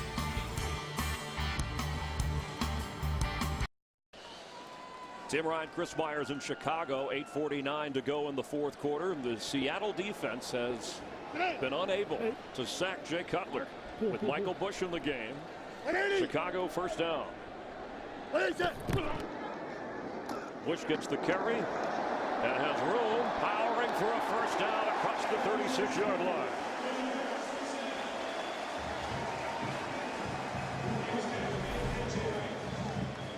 You see old Power getting both guards out in front, and then watch him run through Bobby Wagner. I mean, if you're tackling that 245-pound beast, Michael Bush, and you're Bobby Wagner, you better try to get your head in front and put your body in front of him. Otherwise, he's just going to pull away from it. 54. A 15-yard gain. 180. Bush again. A healthy chunk of yardage. Let's get a game break and check in with Los Angeles. Well, after going 10 of 21 with 3 picks against the Cardinals, Mark Sanchez has been benched. In comes Greg McElroy. First possession, releasing to a touchdown. 1 yarder to Jeff Cumberland. 7-3 Jets up in the 4th quarter. Christened Tim McElroy, the number 2 quarterback, because Tim Tebow is inactive today due to injured ribs. Thanks, Kurt. That's the Seahawks' next opponent. The Cardinals travel to the Pacific Northwest next Sunday on Fox. 2nd down, 6 Chicago. Trying to milk the clock to protect the lead. It's Bush. An extra effort. It'll be 3rd and short. Brandon Marshall having over 100 yards receiving. The Seattle secondary had not allowed a 100-yard receiver in 20 consecutive games, which was the longest streak currently in the NFL, and that has come to an end as Bush looked like he was grabbing at his chest. Michael Bush. Yeah, you know what? Brandon Marshall does it to everybody. That's really all there is to it. It's a fantastic talent. You love having Michael Bush in this situation as he just came off the field. I mean, when you need to grind it out and run the ball and chew clock with a 4-point lead, love having a big complimentary power back. 3rd and 1. That's Marshall in motion. And a timeout called by Jay Cutler. Bears facing a 3rd and short here. Today's game is sponsored by the all-new Ford Fusion. Go further. After the Bears timeout, 3rd and inches.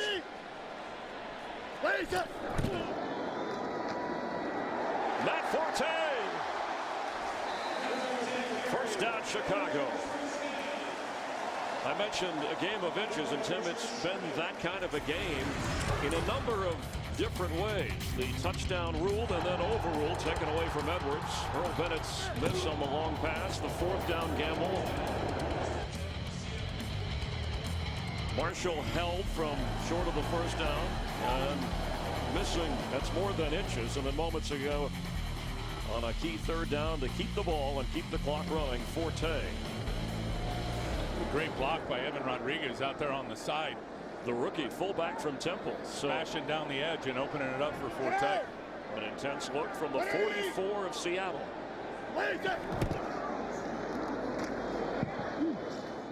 Forte carries again with the 1-2 punch. 18 carries for him. Michael Bush has had 7 in the game so far.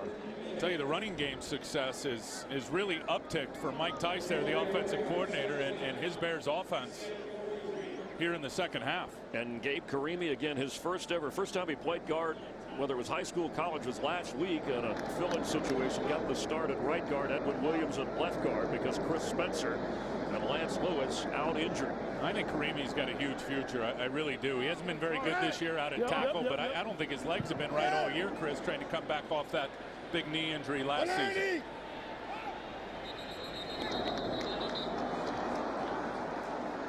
Somebody move for Chicago. False start. Offense number 73, 5-yard penalty. Still 2nd down.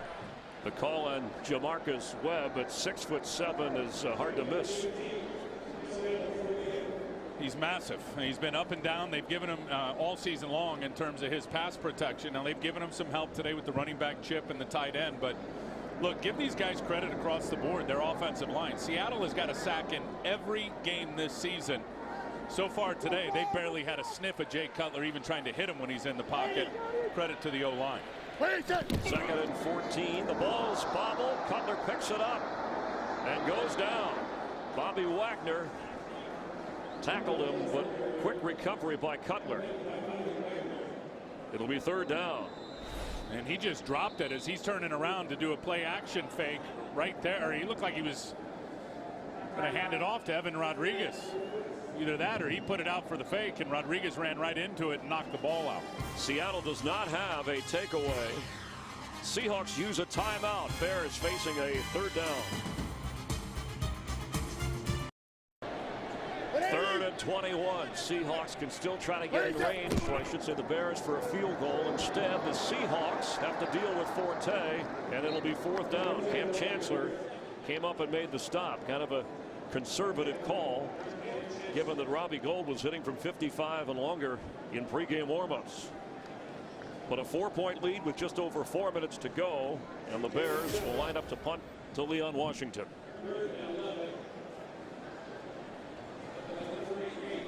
Golden Tate has also dropped back. Not as deep as Leon Washington, to try and maybe protect the sideline from Adam Potlatch.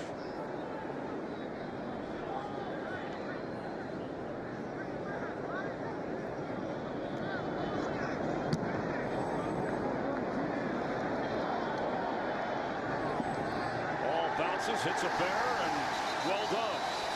What a great job by Zach Bowman. Not exactly maybe how you planned it, but it accomplished what the Bears needed to get accomplished. Really saves him about 18 net yards here. Watch Bowman, doesn't even see the ball. Now he does, locates it, bounces right in front of him. And again, the Bears have had one of those days where the ball has really bounced in their favor today. Went right into his hands, and he was able to down it.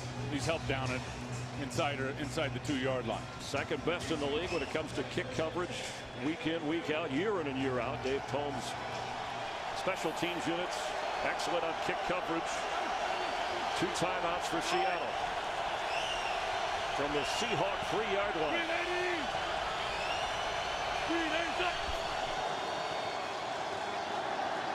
Wilson for the tight end that just missed Zach Miller. You can call Star NFL to download NFL Mobile now and get coverage of every NFL game. That's Star NFL. And get coverage of every game. Packers leading 23-14 in the fourth over Minnesota. The Rams and 49ers are tied at 10.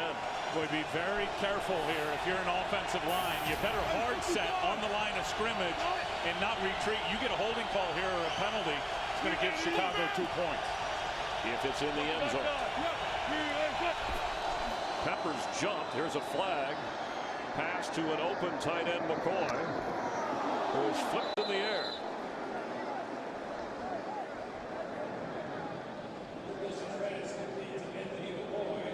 Love the hard count tactic down inside the 5-yard line. The risk is worth the reward. Offside defense in the neutral zone. Penalty is declined. Play result, first down. So good effort from Anthony McCoy. Here's Julius Peppers right here on the end of the line. Clearly in the neutral zone when that ball was snapped. After a gain of 11, 1st and 10. Rod Marinelli wants his defense to stay on their side of the field till that ball gets snapped. And his expertise is on the D-line. He is hot.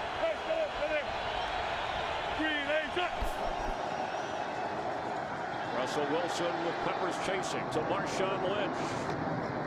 Ball came out at the end. Looked like Russell Wilson was trailing and picked it up. But I don't know if he was out of bounds before the ball came out.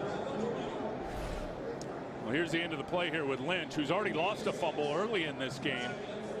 Look who punched it out. Charles Tillman with the left hand punches it out. Looked like the ball hit the sideline, the white paint, before Russell Wilson picked it up. So 2nd down 4 right at the 20-yard line. Tillman's incredible with that see ball, get ball tactic. 7 forced fumbles this year for Charles Tillman. As Marshawn Lynch has a first down, weaving his way across the 31-yard line.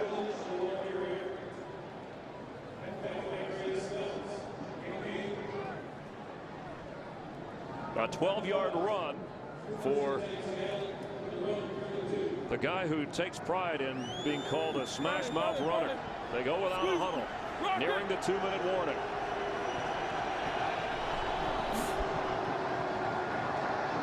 Russell Wilson floats it for Sidney Rice, and he knocks it away, and it was almost intercepted by Major Wright. And Russell Wilson threw that as some Chicago Bears were getting ready to smash him. And he just puts it up in the air versus that 2 deep coverage, 2 deep safeties. Sidney Rice trying to split him, and he just ends up playing good defense on Major Wright. Trying to rip at that arm. That should have been picked. Major Wright should have caught that. From the 32 of Seattle. Could have been a game ender for the Chicago defense.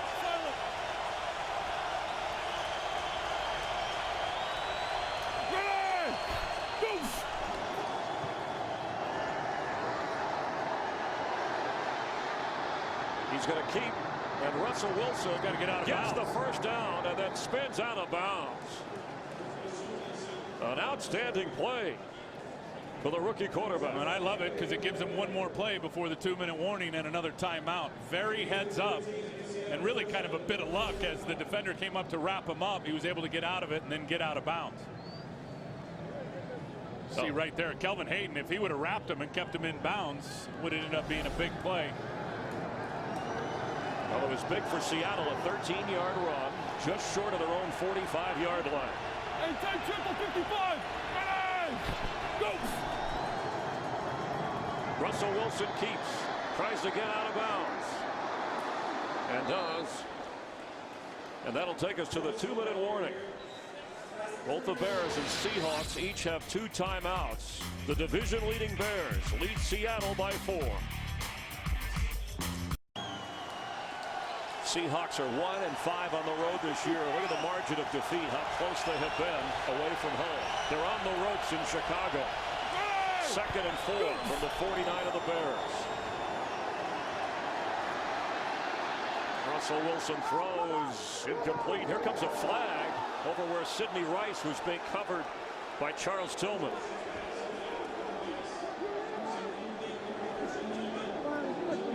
Russell Wilson, to me, looked like he was still in the pocket. If not, certainly right on the verge of it as Tillman was pushing on Sidney Rice. There was no foul for illegal contact. The quarterback was out of the pocket. Third down. And the pocket is the outside leg of the offensive tackle is what really identifies the pocket. Facing a 3rd and 4. 2 timeouts and it's 4-down territory.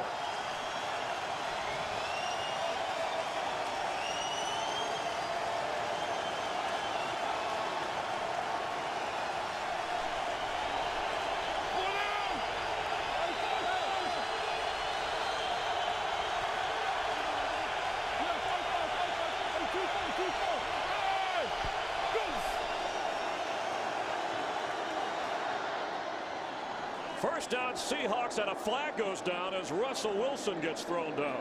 Henry Melton just blasted him. Holding offense number 76. 5-yard penalty, still 3rd down. Russell Okung called for the penalty. Pete is saying, did you see what happened to Russell Wilson? Unbelievable. Pete Carroll, his personality always percolating, but even more so in this game. And you can see Okung right there to the left with his hand draped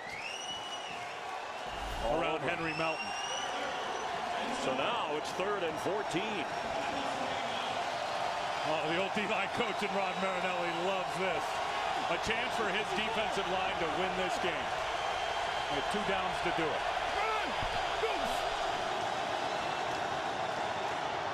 Doug Baldwin has it. Knocked out short of the 1st down. Back in Chicago territory. Clock continues to run, and now a 4th down for the Seahawks with, again, 2 timeouts.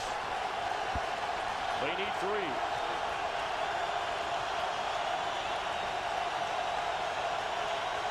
You got Doug Baldwin again at the bottom of your screen. Pass caught for a 1st down by Zach Miller. A sure-handed grab. Under a minute to play. At the 41 of Chicago.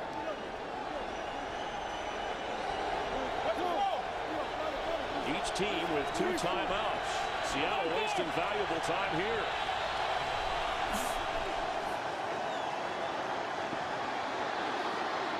On the run, Sidney Rice with a catch inside the 15 of Chicago. He's got to get up and call that timeout. Pete Carroll came running down the sideline. Seattle will have 1 timeout remaining. 30-second timeout. Ron Marinelli, the defensive coordinator, just sick that the pocket keeps breaking down in terms of the pass rush. Israel Adonijah takes an inside rush that time, opens up the door right there for Russell Wilson, who's got a good sight line and finds Sidney Rice. A 26-yard gain, but Russell Wilson, rookie quarterback, calm in these situations. He said this week he'd rather play in a close game than a blowout. He's in a close game. Timeout, timeout. Look at Pete yelling, timeout, timeout. It'll be 1st and 10 from the Chicago 14-yard line. Lovie Smith said it's December. The playoffs have started now for the Bears. And Pete Carroll mentioned that if the postseason did start today, the Seahawks, this would be a 1st-round matchup. It'd be on the road in Chicago. 32 seconds left. 1 timeout Seattle. Give Russell Wilson a lot of credit, Chris. This is the 12th play of this drive.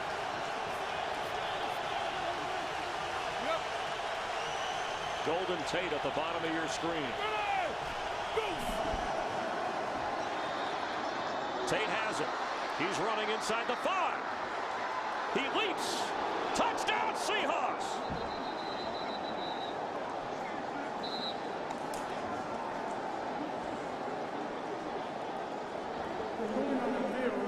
Touchdown.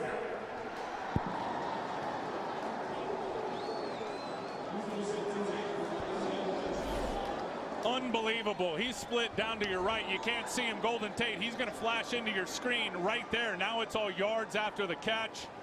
You get a missed tackle right there by Major Wright. You get a missed tackle by Kelvin Hayden. And clearly Golden Tate had that ball over the goal line before it came out. Ruled a touchdown The prior play. on the field. Timeout. Remember, a touchdown pass to Braylon Edwards right before the half. Ruled a touchdown, was overruled after replay.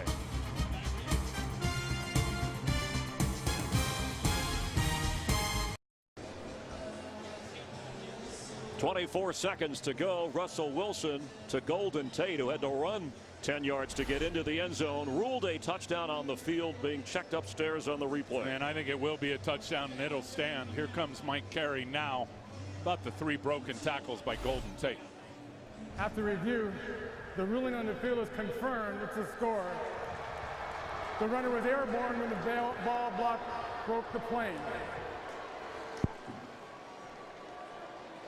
Russell Wilson, against Lovie Smith's defense, drove his team 97 yards.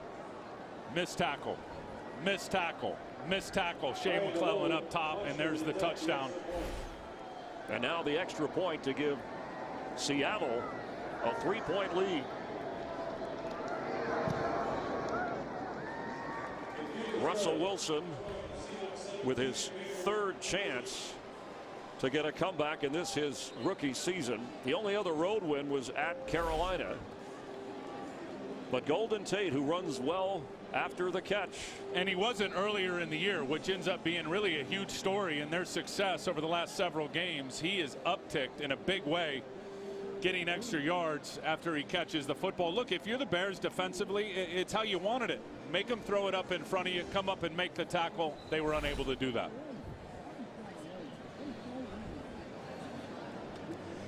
We welcome those of you that saw the Chiefs beat the Carolina Panthers with Tim Ryan, Chris Myers here in Chicago, where Golden Tate has just given Pete Carroll and the Seahawks the lead. They led early in the game but trailed here in the second half. Russell Wilson drove his team, the rookie quarterback, 97 yards for the go-ahead touchdown. And most of it out of the pocket, which was super impressive by Russell Wilson, extending plays. And also Golden Tate, their first touchdown in the first half, he really paced that with that big catch down the sideline on Tim Jennings. 24 seconds remain. There's Jake Cutler, who's thrown 2 touchdown passes, but no Devin Hester today. Earl Bennett left at halftime with a concussion. And a record day, or near record day, I should say, Brandon Marshall with 9 catches and over 100 yards. Eric Weems back to return, as he has done for Hester. Don't forget the Lowe's postgame show after we wrap up here.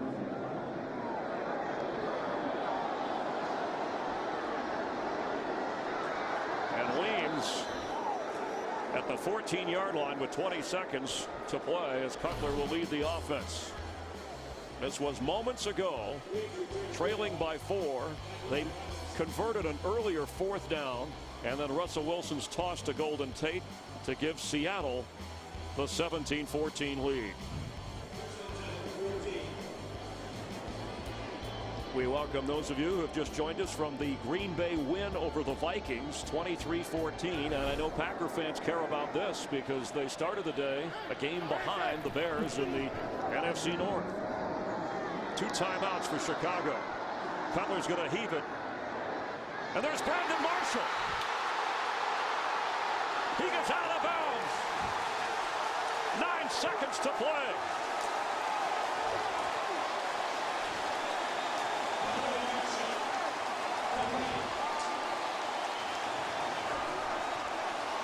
A 56-yard pass play. Jake Cutler avoiding the rush to Brandon Marshall. How in the world do you ever let that happen if you're Seattle on defense? They never touched him going down the field, and then he just uses that big body. He just turns around and shields off the 2 defenders, and it looks easy. 10th catch of the game for Marshall, 165 receiving yards, as Pete Carroll can only watch. 9 seconds remain. They run the Matt Forte and will use a timeout. And Robbie Gould to try a game-tying field goal.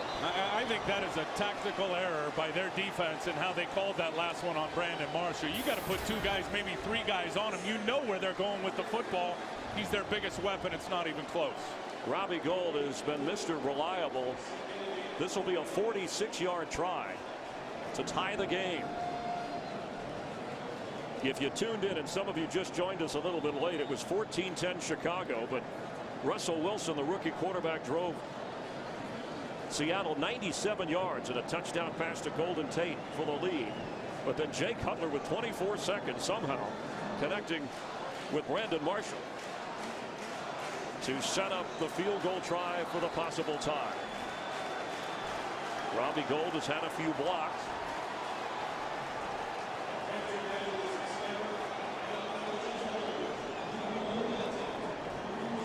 Potlash, the holder. The crowd here in Chicago will tell you whether this is good or not. For the tie.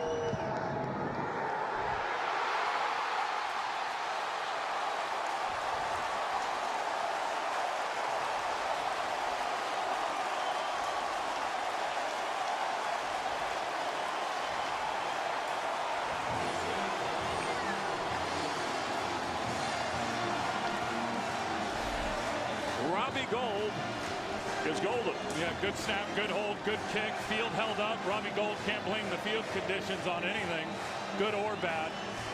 That was perfect. I tell you, I'm still in shock at how Brandon Marshall ran free as deep as he got on that defense. Give some offensive line to the Bears some credit. You know, they've really protected Jay Cutler well today, as they did on that last play. They put him in field goal position. And once again on the road, Seattle's defense, when they needed a stop, they couldn't deliver. 10 catches, 165 yards for Brandon Marshall. There will be one sudden death overtime period with one exception. If the receiving team kicks a field goal, the kicking team will have an opportunity to possess. Fourth quarter rules are in effect. Replay is up with the booth. Each team will have 2 timeouts. For the toss, heads, tails, what's your choice? Tails, he calls. I'll let it hit the ground. Tails it is. Well, that's huge. That's huge, Okay, and considering that Chicago just really got off the field on a 12-play drive a few minutes ago. This will be the first overtime game this season for both the Bears and the Seahawks. Look, nobody ever touches him. I mean, he is all the way down the field, untouched, still untouched.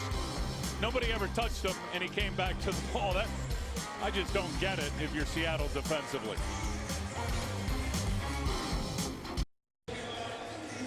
Along with Tim Ryan, Chris Myers, the NFL on Fox here in Chicago, where the Seahawks and Bears are in overtime. Just going over the rules, as you heard Mike Carey, our referee, talk about the adjusted rules this year. The 1 15-minute period, and each team gets 2 timeouts. All replays controlled upstairs by the booth. Leon Washington will down it. For rookie quarterback Russel Wilson, he's 20 out of 34, including the go-ahead touchdown pass at the time. The most passes he's attempted in an NFL game is 35. A touchdown to Earl Bennett, who later left with a concussion. That followed a takeaway for Chicago. Marshawn Lynch on the ground to give Seattle the score. Matt Forte catching a touchdown pass. And then moments ago, Golden Tate into the end zone, a 97-yard drive, which at the time gave the Seahawks the lead before Cutler rallied the Bears in the Robbie Gould field goal. Yeah, and with under a minute, that was a 12-play drive. You wonder how much gas the Bears have left in the tank. They're going to need that D-line rotation. And Russell Wilson keeps and slides at the 30-yard line.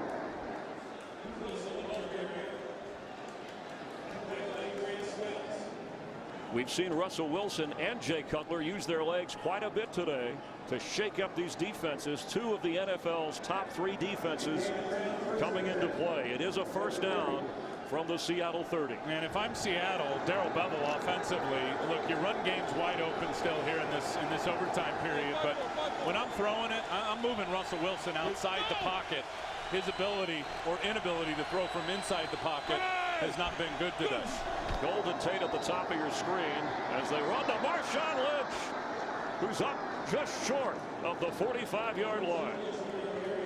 I think they're challenging the stamina of that Bears defense after that 12-play drive. We've seen a couple of linebackers, the first read zone play with Russell Wilson out on Briggs. Briggs was on the ground, and then the same thing here. You got a lot of Chicago Bears that are playing high and not making that initial stop at the line of scrimmage. You wonder how much gas they have left. First down from the 45 of Seattle.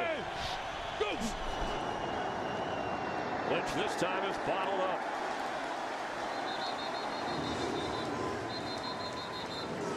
Some of those aging stars of the Chicago Bears, seems like they've been there forever. Lance Briggs, a 10-year veteran. Brian Urlacher at age 34. Julius Peppers. When I asked Brian Urlacher about how much longer he wanted to play, he said, if we win the Super Bowl, bye-bye. Otherwise, another year or two if I can still compete. And I think he's going straight to the Hall of Fame 5 years out of the league. Brilliant career. Right now, he's just worried about keeping the Seahawks on their side of the field. Let's remember, Craig Stelz is out there at safety for Chris Conte, who was lost early in this game to illness.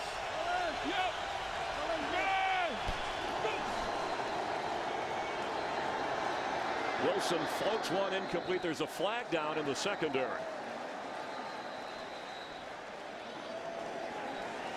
Before the snap, delay, offense, 5-yard penalty until second down.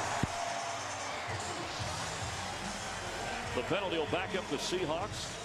Lovie Smith's Bears had a 4-point fourth quarter lead, but with 24 seconds to go, Seattle scored the go-ahead touchdown, and then Robbie Gould a game-tying field goal. We welcome those of you who have joined us. Tim Ryan, Chris Myers, Jamie Maggio down on the field. First overtime game this year for the Seahawks and the Bears. Second and 15 from the Seattle 40. We'll get it to Sidney Rice, top of your screen. If he has time, that's Michael Robinson, the fullback, who fights hard for extra yardage into Chicago territory. Remember, a field goal doesn't win it. Well, he just ran over and Tim Jennings is down, the leader in interceptions this season with 8. And a league high 18 passes defended coming in. Now this will be a huge loss for them in their ability to defend the pass. And Michael Robinson basically just lowers his head and lowers the boom on Tim Jennings. It'll be 3rd and 2.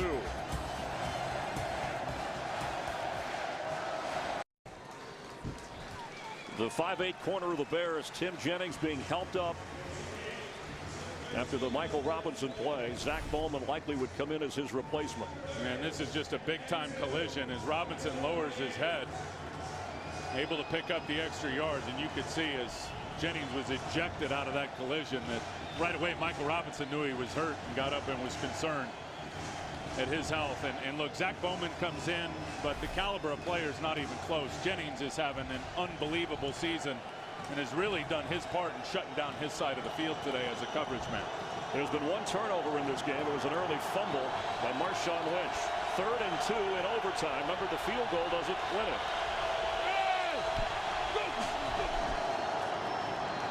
Russell Wilson has a first down.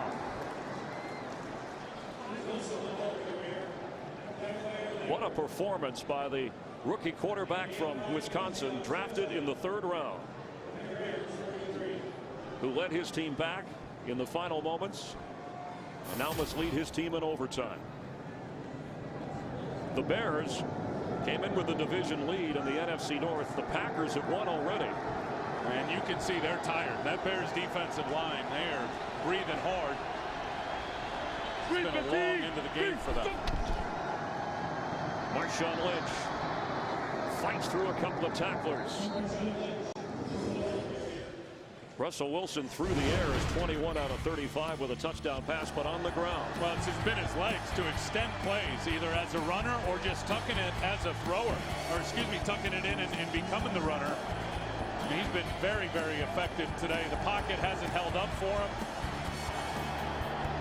I think the thing that makes him so good is he's always challenging the line of scrimmage with the pump fake like he's going to throw it, which holds defenders back and buys him time. 2nd down 7.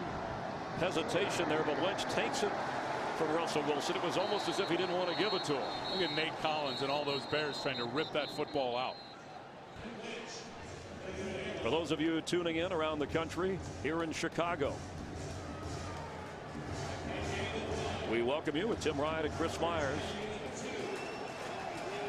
Look at all the hands on the hips for those Bears defenders. Even Urlacher standing right in the middle. I mean, that's the classic sign of that heart rate's up to about 180.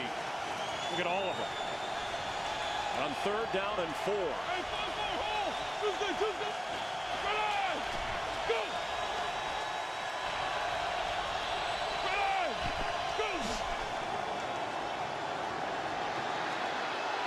Wilson has room to run, and again on 1st down and in field goal range as he goes out of bounds.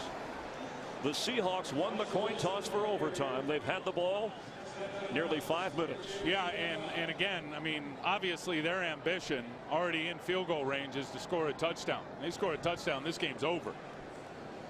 And I love all the edge plays. Russell Wilson making plays with his legs, going one way, turning back and going the other, making all those Bears change directions and just don't have a lot left in their legs. 70 chase mode. Excuse me, Tim. 70 yards rushing for Russell Wilson after the 12-yard pickup. Marshawn Lynch has run for 89 yards with a touchdown.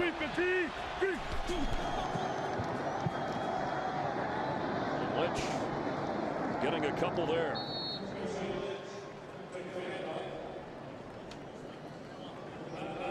Russell Wilson has equaled his NFL high of 35 pass attempts. He's completed 21. One road win at Carolina, but Seattle 1-5 on the road this year. I'll tell you what's amazing, and all 8 of his interceptions have come on the road. He has none in this football game. But he was the highest rated quarterback through the month of November, and every week this rookie 3rd-round pick gets better and more polished. Marshawn Lynch met hard at the 25 and knocked backward. Henry Melton with the tackle. And Shea McClellan really played it well also, the right end. And they have him on an inside stunt. He and Henry Melton on that stunt together, both shot inside. Russell Wilson should have kept that one. Remember, I repeat myself, new audiences are joining us, Tim, but with the overtime rules, the first possession here, a field goal does not end this game. So the Seahawks have to be thinking we'd love to get a touchdown and just put an end to it. But you don't want to lose field position on 3rd down.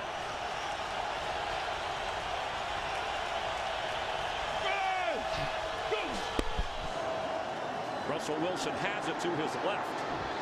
Throws, and sideline catch is made by Doug Baldwin for a Seahawk 1st down. Russell Wilson, so calm for a rookie, and said he lives for these situations. Well, the Bears really are scheming themselves right out of the inability, in my opinion, to close down the edge on Russell Wilson. They had all their defensive lines slanting inside that time. They were slanting left, and Russell Wilson was going to his left, the opposite direction, which bought him all that open space.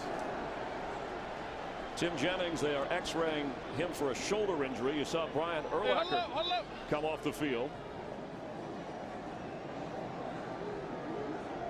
Pete Carroll wants that play clock reset because of the Urlacher injury walking off the field. It is 1st and 10 Seahawks. Their opening possession of this overtime period. 25 seconds on the game clock. Start the play clock and the game clock on the line. Doug Baldwin got away with a little bump there, but again, I just think the Bears are out of gas on that long drive at the end of the game, and you can just see a lot of guys are falling down and spending time on the ground. Can't make plays on the ground.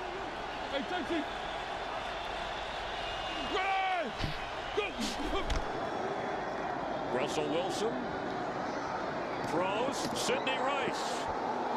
Game over.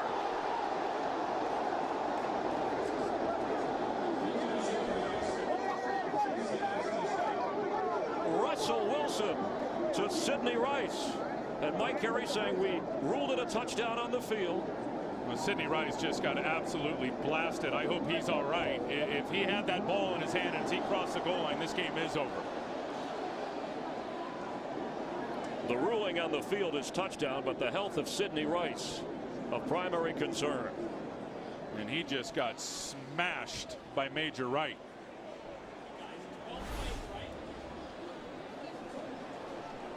You see it right at the top of your screen. There it is. Now as he turns to get over the goal line. The runner was diving for the goal line, broke the plane in the end zone for a score before the ball came loose. And it sure looked like it there that the ball was over the plane before the Major Wright hit knocked it out. This will be the defining look right here.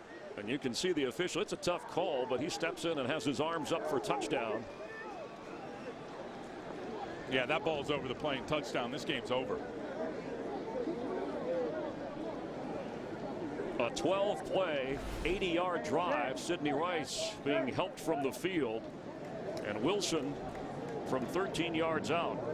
I'll tell you, there is something special about Russell Wilson. Well, and the belief in him and his belief in himself is, we see it every week. He's better and better. It's the year of the rookie quarterback with Robert Griffin III and Luck and Tannehill. But in the third round, Russell Wilson, a 97-yard drive to take the lead.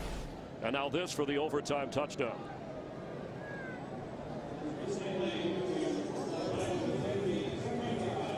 Mike Carey going to take a look.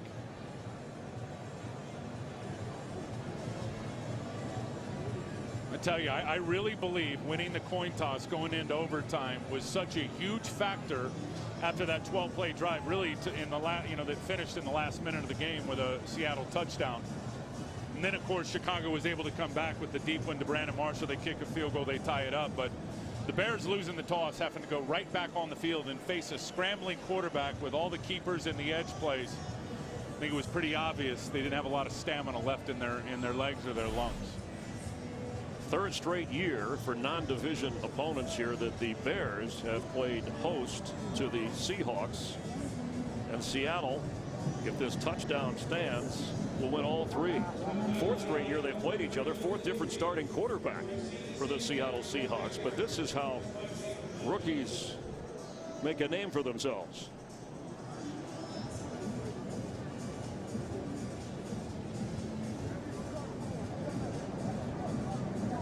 There was a play right before the half where Braylon Edwards was ruled a touchdown in the end zone for Seattle, but overturned when they said he didn't scoop it cleanly underneath, that it hit the ground. We have our rules analyst, Mike Pereira, former head of NFL officials with Tim Ryan, Chris Myers. And Mike, if you could just give us your view of the touchdown to Sidney Rice. Well, let me tell you what they're looking at. I mean, there's obviously this is a play that decides the game, and it is a scoring play, so they're going to look at it just to confirm. But I think, you know, a couple things they're going to look at. Did the ball break the plane? There's no question about that. The one thing that they will look at, too, is was he going to the ground on his own? And if that is the case, without making a football move, then he's got to hold on to the ball. But remember what they said. It was ruled that he completed the catch and then dove to the end zone before the ball came loose. So what you've got to do is prove that that's not the case.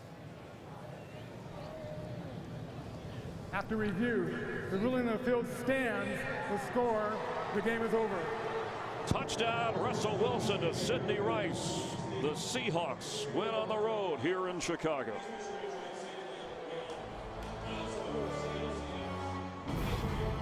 Russell Wilson, who celebrated his 24th birthday on Thursday, rallies the Seahawks and celebrates a victory at Soldier Field.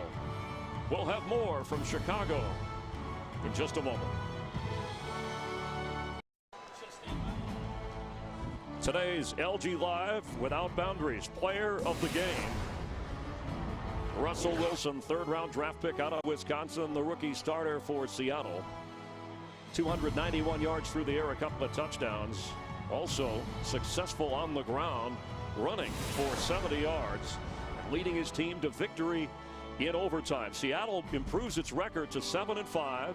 They face the Cardinals next. The Bears are now 8-4 and get Minnesota next. For Tim Ryan, Chris Myers, our entire crew, glad you're watching the NFL on Fox. The Lowe's postgame show is headed your way straight ahead.